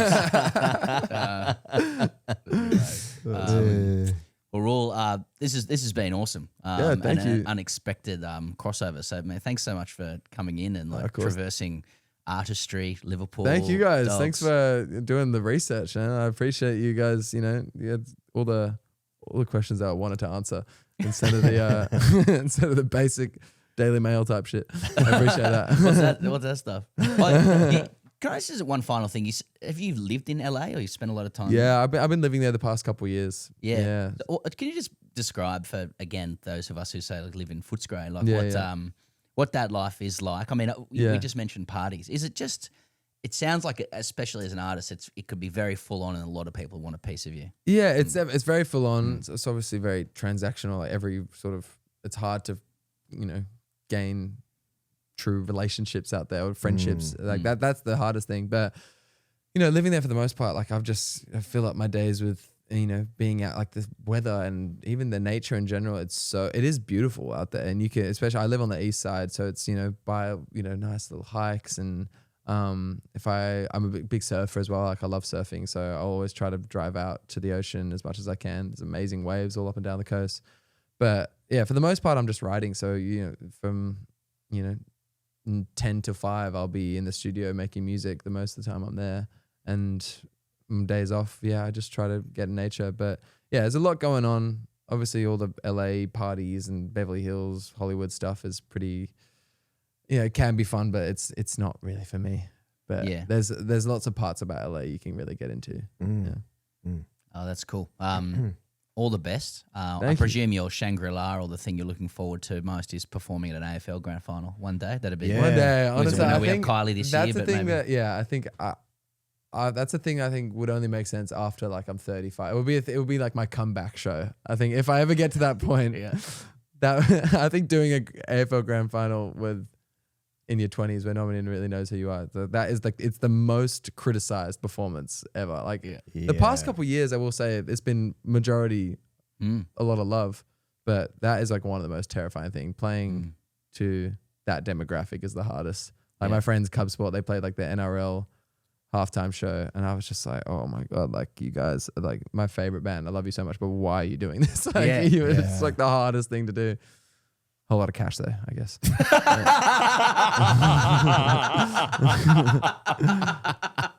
On that note, brother, thanks so much. This has been really cool. All the best for whatever's next. And your album's out June 12th. Check it out. Thank you, guys. Thank you. Appreciate it. Thank you very much to RUEL. One of the great Van Dykes. I enjoyed that. One of the great Van Dykes. Oh, yeah, that's good. Pestle, I want to talk football, if I can. Can we talk football? Now, the thing that I've enjoyed the most this week in football was the National League, essentially grand final. It's Rochdale against York City at Spotland. That's Rochdale's home grounds near Manchester, or sort of Greater Manchester. People would have seen this, I think. But so the teams are first and second in the National League. Only one team is automatically promoted. Yeah. Whoever finishes second needs to go through the playoffs. To League Two. Yes, into League Two, into the next level of the pyramid in the English football system. So Rochdale, they need to win, and York need to draw. So it's 0-0 going into injury time. Now Rochdale score in the 95th minute. Great ball into the box outside of the foot, headed in. So that's 5 6th minute of injury time. That's right. Yeah. So which is typically you're getting pretty close to the final whistle. There's 1 minute left. Yeah. There's 1 minute left. 90 plus 6 plus 5 in the injury time. There's a pitch invasion. The game restarts. York then scored at the 103rd minute. So there's another pitch 8 invasion. minutes. So it was 1 minute left in the game. Yes. When Rochdale score. Pitch invasion, Yep. you're like, great, there's 1 minute to go. Pitch invasion, because of it, there's 8 more minutes of play. That's right. Before York then go down and score. Another pitch invasion. York win. There's been some arrests, and the FA are investigating after a player is alleged to have punched a fan in the face. There's footage like from every angle of this game. There is so many amazing. It's like a Wes Wally thing. Like every time you're looking at, there's like different things happening. It is absolute chaos, and I think so many people love the relegation promotion system that English football has and English sport has. That we'd love to see. We love the idea of it in even our A League. I know it's been spoken about in the AFL, just in fan forums. Not in a serious manner, but like the idea that you can have a pyramid where there's jeopardy for like West Coast, for instance, this year or Carlton perhaps. But like when you see the drama and the tension of this, it obviously boils over and it goes too far. But like the sheer elation of a last minute winner, that's why football is. it's goated. That's why it's the biggest sport in the world. Totally. Yeah. I mean, can you imagine also being like, so you're York away. Yes. You're away. Yes. Rochdale scores 95th minute to believe that they've secured this auto promotion. And they storm the field. It's they're rivals, etc. And only when the field clears, your team scores 8 minutes later when everyone's calling for the whistle to get the equaliser, and then to be promoted on the back of that. And then I saw, you talk about where's Wally. One of the when Rochdale scores in the 95th minute, someone's on the field with. Clearly, like someone's ashes. They're scattering ashes on the Rochdale's field. There's someone scattering ashes, and then there's the equaliser. I keep saying equaliser. Fuck. It's incredible. They brought ashes to the game. You see that? I enjoy that. By the way, that's good. That's good stuff. Touching stuff. Now, we were talking before about the we were talking before privately about the Spanish keeper in La Liga 2s. Now, Real Zaragoza goalkeeper Esteban Andrada is facing severe punishment for punching an opponent in a heated derby match in Spain's second division after he had already been sent off. He just went absolutely mental. He started throwing punches. People would have seen this footage as well. Now, Andrada later issued an apology saying he lost focus. And that's why you got to keep your eyes on the road, people. Yeah. You know what I mean? Sometimes, he pushes a player over, he loses focus, he gets a red card, and then he starts throwing hate. Well, they weren't. But I like that haymakers. he gets the red, and then he's like, okay, well, now I'll throw one. All bets are off. Exactly. Even the gentle ABC said, most explosive head loss seen on a football pitch in recent memory. Head loss is great. And again, football undefeated for some of the fucking noncy linguistics that come with it. Oh, totally. You know? So that was great. We talked about Liam Rosenior last week and Chelsea just generally. He was sacked almost immediately after that episode, I'm pretty sure. Sacked 104 days into an 8-year contract, which Chelsea like to give out. Now, some reports said that he was going to be entitled to £24 million as part of that payout. Holy shit. But Sky Sports reported that there's a clause to say the club is protected from paying that full amount. So no one actually knows what I believe that no one knows what the full amount is, but it's not the £24 million that was reported. Though that is a shame for Liam. And just goes to show just the insanity of like managers being given like quite lengthy contracts. 8 years is extraordinary, right? But the pressure that managers are under to get results within like a few weeks, really. Certainly 6 months into a tenure, you sort of understand if you're going to be given time or not. And like no one ever leaves a club because the payouts are available. You get the full whack of the contract. But anyway, 104 days into an 8-year contract. Now, the Premier League relegation battle looks like it's going to be good, Pezza. Tottenham beat Wolves 1-0, but West Ham got a late goal against Everton to also get 3 points. 3 games to play. Sorry, it's 4 games to play. 2 points separate Spurs and West Ham. I don't know what to add anything more than I'm still invested. I do feel quite invested in Tottenham getting relegated. It has nothing to do with me. It doesn't affect me in any way, but it is quite fascinating to see one of the traditional top 6 clubs in English football actually be relegated out of the league. You know, we get this in sports at times where, like, you know, a club is too big to go down. Newcastle will be an example in recent times. They went down, but then came back up pretty quickly. But given that Tottenham are such an enormous club, huge support, brand new stadium, the financial implication is, as someone who doesn't care if Tottenham are in the league or not, I find that interesting, you know? So I find that more interesting than West Ham, who played at the Olympic Stadium in that diabolical scenario. So now what does that say about me? It's quite dark and sadistic, and I appreciate that because, you don't wish ill on other people, that being many Tottenham fans that we all have in Australia. But funny. Yeah, because you use the word fascinating. Oh, I'm not fascinated by it, but it would be funny. Like, isn't that where these things sit? I honestly thought that Man United were going to get relegated, like, in the last couple of years, with just the general trend, and the malaise around the club. Yeah. But I know it sounds ridiculous now, but I mean, you could imagine the jubilation and fucking the Schadenfreude. I mean, that is the basis of football, particularly over in England. Yeah. You know, like a goated country for that stuff, and no one knows how to do it better. It's 4D chess. They are the best at that. Yeah, can't be beaten. It's a deep historical thing. See, that for me is king and country stuff. Yeah, you know? but like that's I'll sing God Save the King. Yeah. To that stuff. So, and you almost feel like going like, no, I'd really like to see Tottenham stay up or whatever. It's like, well, why? Why? You know, just wish ill upon everybody, and it takes the attention off your own failures. Totally. Yeah. So again, if you're a Tottenham fan, like, I would expect that you would feel the same about, my club or other people's clubs. Yeah. You know what I mean? Like, I just really would like to see them stay up. That's a style of enjoying football it's healthy. I think. I think so. About someone who lives a balanced life. That's not someone who's like sort of red-pilled on the whole thing and like Match of the Day and Sky and Neville and, got views about Goldbridge. Like that's... Can I actually, just on Premier League, just read out? This fell into Boys Actually, but I think it's relevant for here. It's from Niall. It's called Boys Interestingly. Okay. Brackets, PL, slop, etc. Boys Interestingly, I stumbled across a great stat on X recently from Duncan Alexander that I thought worth sharing given the recent discourse around the Prem, Arsenal's harem ball, and Fan TV. Leicester's drop into League One, Rosenior Vale emulating Will from In-Betweeners in his managerial style.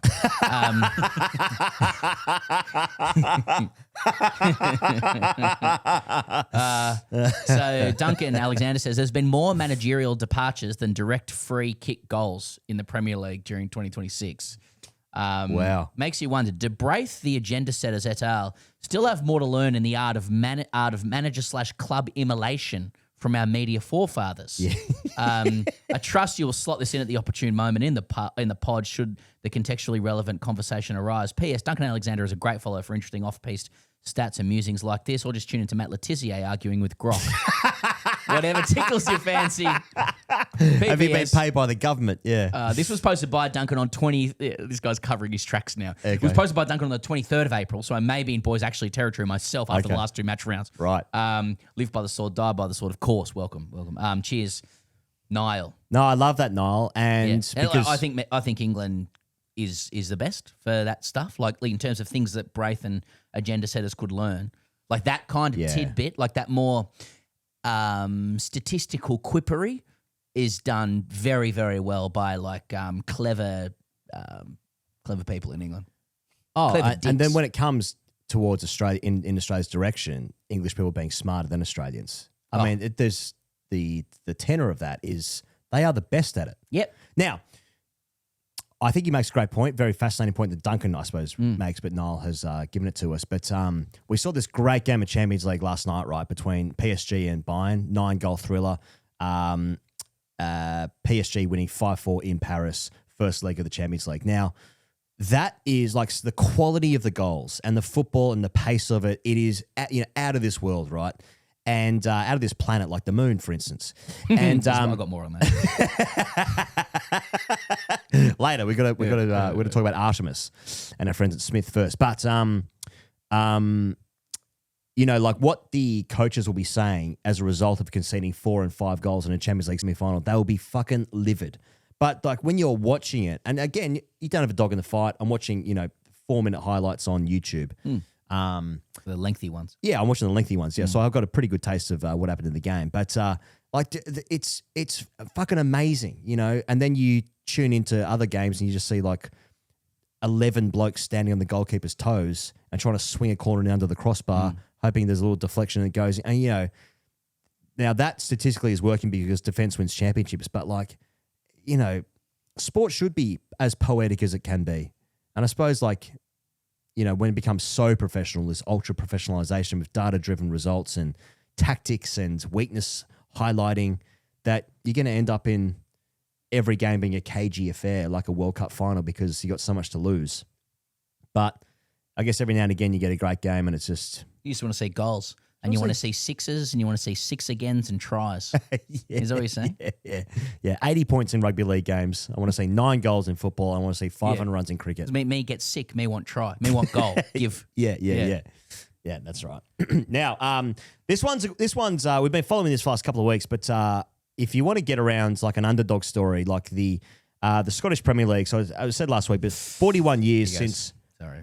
It's Premiership, and there's some boys actually about this. Oh, is it Scottish Premiership? It's not the SPL? My mistake. The Scottish Prem. Sorry.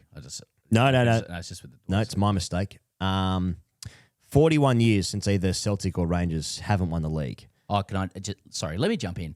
I didn't know that either, by the way, so we can wear that together. You're just saying it. Yeah. Yep. Thank you to those correcting me and my dumb brain. No, that's not... Damn it. Anyway, so Hearts are now 3 points ahead of Celtic, 4 points ahead of Rangers. Hearts host Rangers on Monday night. Hearts have to go to Celtic Park on the final day of the season, which could essentially be a final. There's 4 games left. So 41 years since either Glasgow clubs, Celtic or Rangers, have not won the league. Hearts scraped a 2-1 win against their Edinburgh rivals, Hibs, after 2 red cards. You can watch these highlights on YouTube, by the way, and they don't have any commentary. It's just the crowd noise. It goes about 6 minutes. If you're into football or just your underdog stories, get around Hearts because it's red hot and it's amazing. And the Scottish Prem has a bit more heat, I reckon. Yeah. A little bit more heat than those south of the border. Scottish football is good. Yeah. It's just, I agree. We're going to talk about golf. Live Golf has postponed their New Orleans event that was scheduled for the end of June. Liv is saying that they're moving it to avoid the peak heat of the summer and a crowded sports schedule, presumably the World Cup. So Liv's next event, and the only one in the US until August, is in Washington next week. But we were talking about last week about it feels like Liv's demise is on the doorstep here, or the PIF moving away from sponsoring many sports league, but of course Liv is probably the most obvious one. And now Liv is saying that they're postponing an event in New Orleans because it's going to be hot and the World Cup's on. And I would have thought that they would have known that it's going to be hot and the World Cup's on for quite a while. It feels coincidental that this is coming. So very much a watch. It's not just golf fans. I suppose just Saudi investment in sports, generally speaking, I think. Saudi investment in sports is a watch.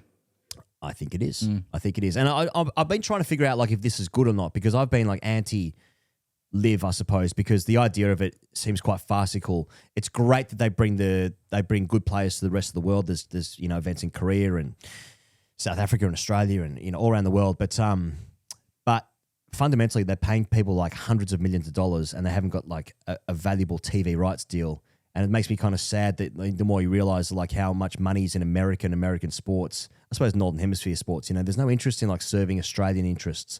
A small population. How many people actually watch golf on TV? It'd be in the low. It'd probably be it would be 100,000 people. I mean, there'd be obviously metrics and data I could look up around that, but I just want to talk about feelings.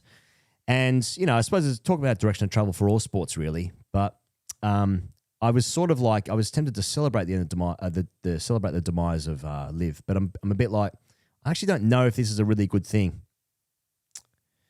It's just how I feel. Valet. Now, running. I want to talk about some running. So this bloke run a sub 2 hour marathon, and the bloke came second. Also ran a sub 2 hour. Don't know his name. Don't need to. It's not. it's not a question of who. It's not who ran it. It was shoe on shoe, wasn't it? Yeah. We're talking. This is a wheels. This is wheels stuff. This is a wheels conversation. Right, the right. sub 2 marathon. Yeah. Which, and officially, an official time rather than Kipchoge with his 41 pace setters. Yeah. Everyone remembers that. Yeah, of course. Yeah. Still talking. But about this is a Nike v Adidas situation. Right. Yeah. And Adidas get there first. Moon landing stuff, you know what I mean? I couldn't even tell you who the runner-up who was also under 2 hours was. That's some Buzz Aldrin stuff.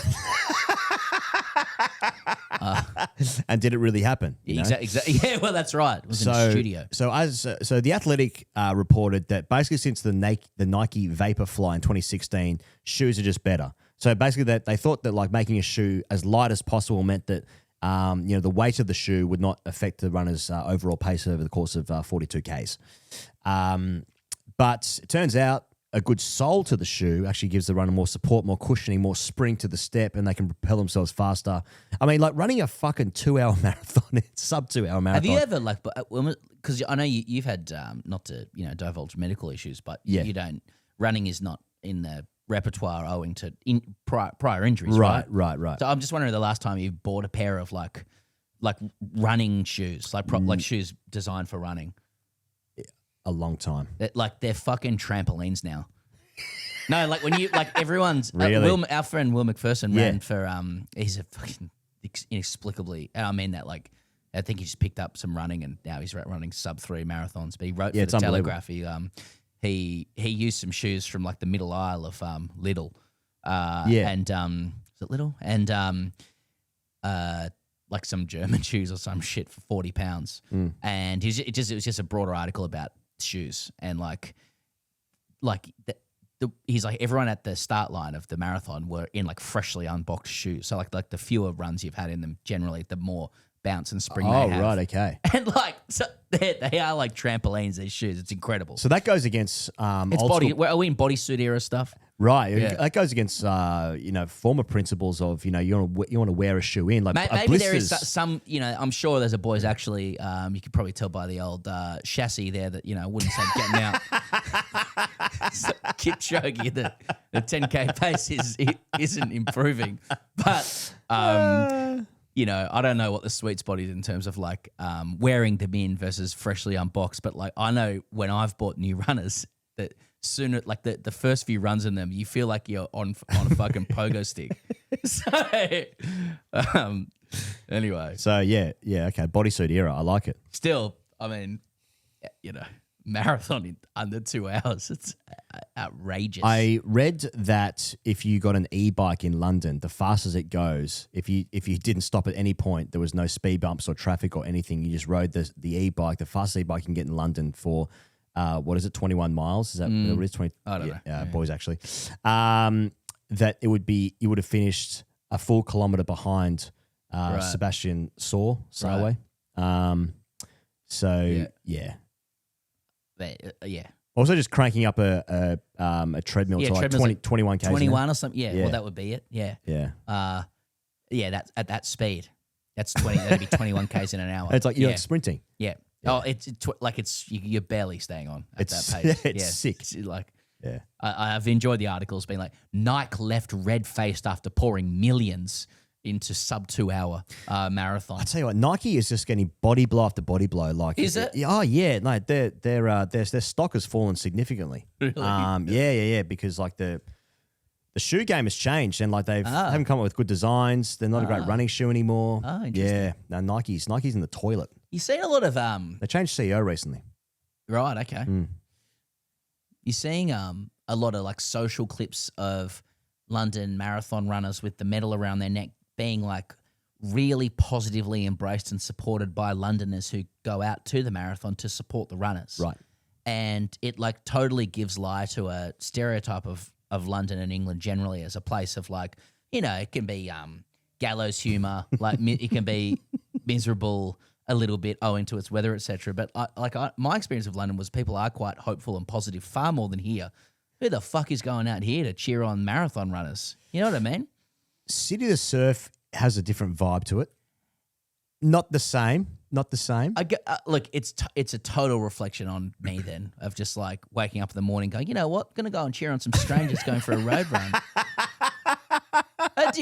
And look, it got again. This is to speak. It's about London spirit, the cricket team. the cricket team. Yeah. But I mean, there is a spirit. There's a hopeful spirit that gets I agree with that. corralled and alchemized around the marathon, and people are proud of it. And it is the best of people. And it's like you see these clips, and they are quite moving. And the fact that I don't get it at all is it says more about me and the cultures that I've grown up in.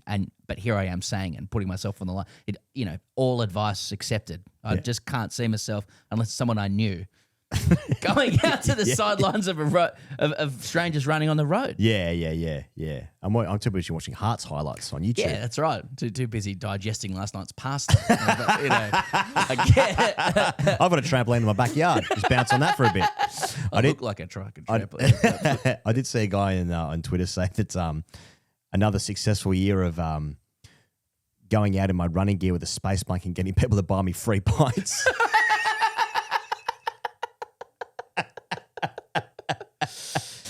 Just lastly, Pezza, the only thing I care about in the basketball is LeBron and the Lakers, just because I think it's a fascinating story. So they're 3-1 up against Houston. Their next game's tomorrow during the day for Australia. First round of the playoffs, of course. Now, people would have seen LeBron throwing an alley-oop to his son, Bronny. I just think that is fucking amazing. Like, has anything been more amazing than a guy playing in the playoffs in the NBA and passing the ball to his son for a bucket? It's fucking outrageous. And it makes me think that I'll never play sport with my son. But I might go and watch him Why wouldn't you do that? run the marathon. No, you might. Not in the NBA. No, I don't think anyone's suggesting that you're going to play in the NBA with Ollie. I could play in the NBA. Yeah. You could hit a home run.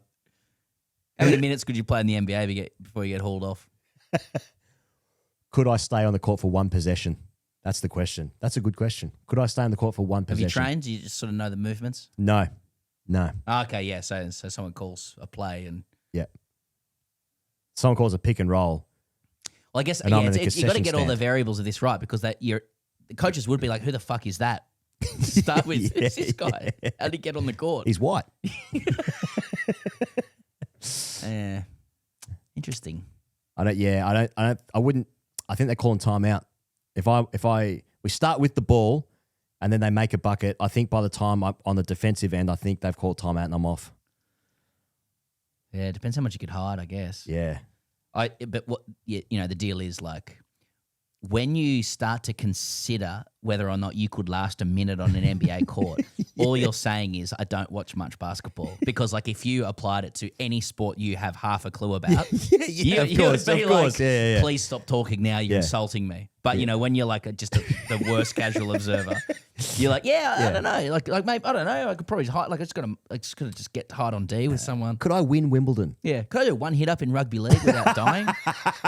Could I take the first hit up in State of Origin? The first one. You know what disappoints me, actually? The footage, when every so often, like before, they're winding up or like hyping up the Australian Open tennis or something, and Djokovic will be there with a microphone on with some other celebs, and it's who can return his serve. Yeah. And so Steve Smith did it, and like no one could do it, and like I just thought Smith's return off Djokovic was poor. Yeah. It was very, very pushy and weak. And I was kind of hoping that Australia's, best since Bradman. But actually just let's put a little bit on it. Yeah. Just get it deep in the court. Yeah. I think it was deep, but he just like lobbed it back. Yeah. I was just like, you're going to need to actually put a little bit more on that if you want to stay in the point, Steve. Well, at one time, Australia did actually have like a ranking system of their tennis, because I think Kawaja's got a tennis court in his backyard or something. Oh, yeah. Warner, maybe. Yeah. And I think him and Marnus were quite good. Like Usman and Marnus were quite good. Okay. Anyway.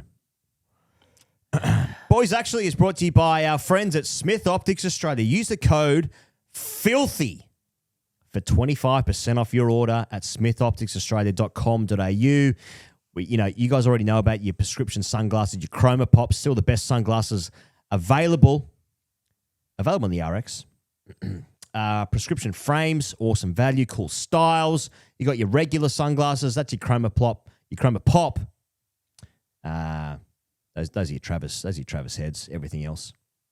I did notice this week on Smith Optics Instagram Pezza, a touching tribute to Artemis 2s. That's Artemis's second grade side. Yeah, what happened to ones? Are they stacking? Apollo 13 had problems. And the Artemis crew, there they all are, returning back to Earth on the boat, all wearing the Smiths, all wearing the Smith goggles, looking fantastic. And you know how much I'm sick for the moon stuff, sick for the galaxy stuff. Well, talk about like Smith Optics walking with kings and not losing the common touch. Yeah, good you know, shout. they can get around Pez and Higos on the circus, Mm-hmm. talking about whether they could last a minute in the NBA, and they're also getting around people who, you know, fly to the moon. Could you last a minute in bed? Now, you got your performance eyewear, your bike glasses, trail and running, fishing, field sports, snow, all sunglasses. You got your lifestyles, all your replacement sunglass lenses. And also, by the way, if you're going to the moon, if you're popping over planetary styles, if you're heading to the moon, chuck on some Smiths. They'll look after you. Oh, by the way, do you only want to pay 3/4 of the price, you fucking idiot? Use the code FILTHY. Fly me to the moon with FILTHY. 25% off.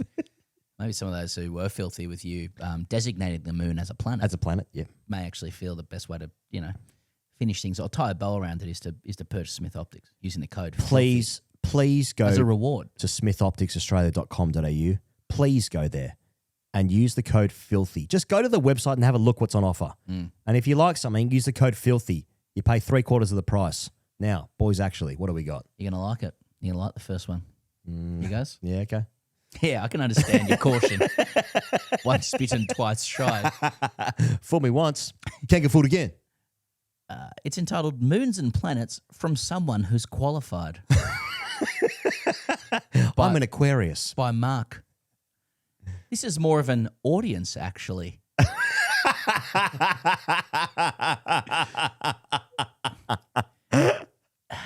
First off, to Junior Burger, any mention of astrology or horoscopes instantly disqualifies a person from scientific chat. I think we could all agree with that. Now, to the question of moons versus planets. I accept that the functional definition is, yes, that planets orbit the sun and moons orbit planets. However, there is a school of thought that the moon also orbits the sun. This is because as the Earth orbits the sun, it drags the moon along with it. So if you looked at the movement path of the moon in isolation, it does actually move around the sun. Sincerely, holder of physics and astronomy degrees. Now, that's a man coming to my defense with, I'd say those claims are, well, who am I to judge? There'll be some boys actually to Mark's boys actually, audience actually. No question. Is the functional definition of a planet that it orbits the sun? Probably. Yeah, mate. So what it is? Yeah, I can see that. I can see the cogs turning. Yeah. So the SPL is actually the Soccer Premier League. Just wait. Okay. This next one again, good. It's simply entitled "Why" by John. Great question. Great question. Why? John. Hello, boys. Greg Blewett tends to sound like he has a lisp. Can an audio engineer hook him up with a de-esser? Oh, sorry, wrong pod. Anyway, I'm here now and can fully display my poor writing ability and dim-wittedness, along with my desire to go nowhere near AI to correct any of this. Is it really necessary to correct you guys? I enjoy listening to the circus and TGC no matter how flawed. You boys have reached a status where no one should question any words that leave your mouth. If these so-called, quote, experts, brackets, I call them cocksuckers,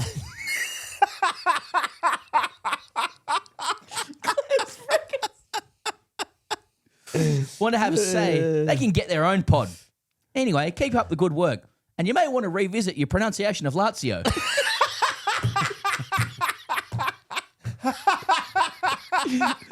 The Italian pronunciation of Lazio is, and then he says, I took the liberty of pasting what Google says before, Lazio, with the Z pronounced as a sharp CS-TS sound, not a Z sound. Lazio. Yeah. Oh, yeah. It is a two-syllable word in Italian, often heard as latio by English speakers. I don't think that's true. Oh, yeah. Carpenters are kings of trades. Please withhold my surname. Regards, John. I like the idea of being in court and getting an expert witness in, and they say, "Are you an expert in this?" No, I prefer cocksucker, Your Honour. This one comes in from Michael, and it's simply entitled "Morning After Paris." MOUR. Oh yes, okay, yeah. Yes. Boys, or more specifically, Ian. Sorry here. Uh-huh. Despite hosting a daily podcast on the very Olympics, which you referenced in last week's show, it appears that the lack of sleep and growth in cock length that comes with having a child has jaded your memory. Mm-hmm. It would be an easy trap to fall into, thinking that Noah Lyles took home gold in the 200 and had a COVID-affected race in the 100, but that would be wrong. Lyles actually won his non-preferred event in the 100 and only managed a bronze in his pet event, the 200. It's not often Botswana wins gold, let alone in one of the marquee Olympic events, so it's surprising that Let's Seal Tobago's, is it Let's Seal? Victory has slipped your mind. I bet you Botswana take that one back. Botswana to take that one back, yeah. Anyway, I hope the golf game isn't suffering too much after the promotion to Papa status. Yours in Olympic noncery. Yeah, so Michael. I have got my Olympics mixed up because the Olympics before, that Italian bloke won it, and I do not know his name. And in my head, the Olympics, which the Olympics, Tokyo. The Italian bloke won which event? The 100. Okay. And I've got that mixed up with the most recent one in Paris. Anyway. In Paris. Andrew, and it starts with the headline is, quote, typically close, end quote, and other NRL fiction. Boys, it is with great reluctance and hesitation that I write to you. For as a father of young children myself, I'm more than familiar with the physical and mental malaise fathers of newborns may suffer, what with sleep deprivation being well documented in the scientific literature as a significant contributor to memory impairment and cognitive decline. And in the case of one Ian Higgins, the confident misremembering of NRL scorelines. At the 31-minute and 29-second mark of the most recent episode of The Circus, Higgos stated the Anzac Day fixtures between the Roosters and Dragons are, quote, typically close. I want to be very careful here because I'm guessing what Higgos was actually trying to say was the exact opposite of that. Typically close is doing an enormous amount of heavy lifting for what is in reality a typically one-sided affair. Since 2018, the Anzac Day fixture has produced the following results. It's every year from 2018. Yeah, Roosters 22-6, Roosters 20-10, Roosters 34-10, Roosters 34-10, Dragons 14-12, Roosters 34-20, Roosters 42-12, Roosters 46-18. One side has won 7 of those 8 fixtures with an aggregate scoreline of 246 points to 98 and an average winning margin of more than 3 converted tries. The most recent 2 fixtures were decided by 30 and 28 points respectively, a case that even the most charitable NRL fans sympathetic to the plight of the Dragons, that the Dragons currently find themselves in, could not legitimately bring themselves to define as typically close. I understand you have a podcast to produce, a baby to tend to, and approximately 11 minutes of sleep to your name. I assume you're also doing some RPL coverage stuff, which I've intentionally not engaged in because I don't like the shapes and colours and real cricket is played in whites in December and January. Thorough research in this context is understandably a secondary concern, but one can only hope that a more fact-based approach is taken to your NRL coverage in future. Please. Heartiest congratulations on the new arrival, Papa. He goes, cheers, Andrew. P.S. You were not to know at the time, but this year's typically close Anzac fixture finished 62-16 in favour of the Roosters. Yeah. So, was it 2018? So, to that point, there'd been 7 or 8 Since games. then, you mean? Since then, Yeah. yeah. I'd say 3 of those were close. 14-12, I think it was 20-10. 2010, yeah. Yeah. Wow. I mean, 10 points in league, I'm counting that as close. The others, blowouts. Yep. So. You accept? I lean towards yes. I don't think it's a knockout. A soft yes? A soft yes. Yeah. I think the adding of, oh yeah, by the way, this year's was one of the biggest blowouts in the history. I don't think that's necessary to add in. Because that wasn't the point that he was making. Yep. But he's added that as evidence. Great. Okay. Scottish football mishaps by Ollie. Boys, as an Englishman, very little gives me more joy than people. Yeah, get used to someone called Ollie correcting you. Boys, as an Englishman, very little gives me more joy than people disrespecting Scottish football. Unfortunately for all of us, correcting Aussies on matters of our national game happens to be one such thing. Yeah. Fair From enough. 1 hour, 3 minutes and 20 seconds onwards, a number of errors piqued my interest when discussing the title race in Scotland. Firstly, 1985 was not 32 years ago, it was 41 years ago. I was prepared to forgive this as none of us are as young as we wish we were, and this type of mental arithmetic often relies on date point cues that are out of date. However, what I couldn't countenance was the continued reference to the Scottish Premier League. There is no such tournament. In Scotland, they have the Scottish Premiership, brackets, or the William Hill Premiership if you are so inclined. If you're going to foray north of the border, at least get the name of the comp right. Cheers, in pedantry, Ollie. Next one's entitled, I love Higgos talking about football, but... ... Boys, I definitely enjoy the football chat. Higgos knows his shit and is a welcome change from the dull British sad sack nonsense that speak on other podcasts. More of this, please. But here we go. This is called the compliment sandwich. This is a shit sandwich, yeah. Sadly, I do have to point out in rather pedantic fashion that in talking about the Scottish Premier League not being won by anyone other than Celtic or Rangers since 1984, the Fergie origin story, Higgos noted that it's been 32 years since this occurred. Oh, hang on. So within this, they've called it the Scottish Premier League. A boys actually within a boys actually. There's more. Hasn't he said, to defend Ollie, hasn't he said that I said that the Scottish Premier League hadn't been won? He's not even mentioning he's just calling out the mathematical error. But in doing so, he's referred to the Premiership as the Scottish Premier League. Well. And I think legally and our policy is that cancels out that boys actually. Just as a matter of law. Yeah. That's a... now, according to basic. Do you want me to do the rest of it with a lisp? No. According to basic mathematics and anyone born in or around 1984, pretty sure you guys are thereabouts, it's actually been 42 years from 1984 to 2026. Yeah. Now, hang on a second.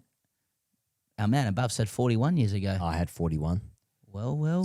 But they won in 84, 85, and 85. We get into it. He's 41 till he's 42. 83, 84, 85. Oh, fuck. Just saying. I mean, these people are coming. People are coming at you. As my dad would say, yeah. If you're gonna do it, at least be tidy. Now, Ollie, go to your room. Yes. It's mistakes like these that are really holding you back from being taken seriously. Luckily, that's not really your shtick, so I will continue listening anyway. Keep up the good work. Cheers, Rand McNally.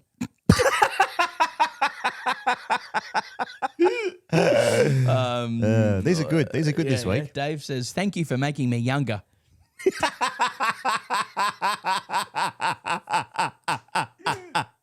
Hey boys, love the pod. While listening to the latest episode, I was thrilled to expand my knowledge of the Scottish Premiership. However, I was shocked to discover I owe everyone at my recent 40th birthday party an apology, as apparently I only turned 30. At timestamp 104.28, he goes, mentioned the last time Rangers or Celtic didn't win the Premiership was 84-85, which he stated was 32 years ago. Given I was born in 86, I quickly realised it was 40 years ago. Big Shaq, quick maths. I'd happily let this one slide and accept my newfound youth. However, my ruptured ACL and MCL, sustained after just 1.5 games of a midlife crisis, returning to rugby at the age of 40, have strongly urged me to pull you up on it. Forever young, Dave. Yeah, well, I've got my 30th coming up in a couple of weeks. Exactly. Looking forward to it. So that's exciting for me. This is entitled Egregious Mispronunciation by Victor Thumper. Hi, lads. Quick boys. Actually, at 109.50 in last week's episode, whilst discussing New Jersey Transit and the alleged price gouging, he goes pronounced recoup. While I'm fairly sure he wasn't referring to any military overthrow or pigeon noises, and can appreciate his potential logic in thinking of a word of French origin, the ending P is silent. He is entirely mistaken. Yours an enjoyable pedantry, Victor Thumper. Now, that is a that's a first grade one to know, because I too thought it was recoup. I didn't realize. I thought if you get a COUP going on that you just silence the P. I didn't believe that in that context you pronounce the P, but in a military coup d'état, that you release the P from its noise. News to me, mate.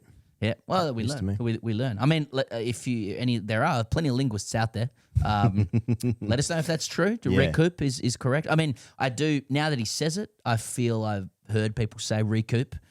I haven't thought about it too much. I have heard it, but it somehow sounds wrong to me. I've heard as well. recoup as well. I mean, it might just be a common mistake, you know? So, and we're all learning here. Yes, we are. Noah's Boat by Josh. Boys, just made it through your latest episode. Like a tough mudder.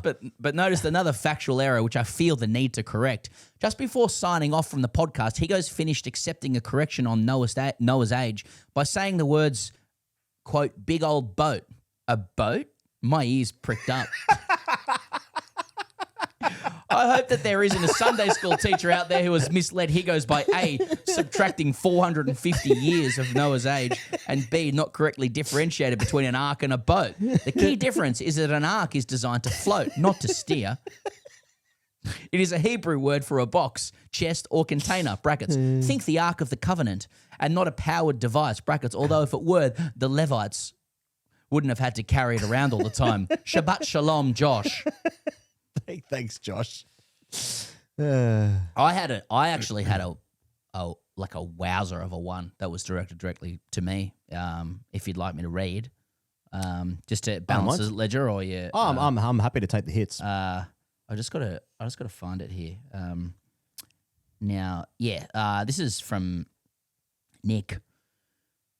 Gentlemen, it's and it's entitled "In Defense of Ian."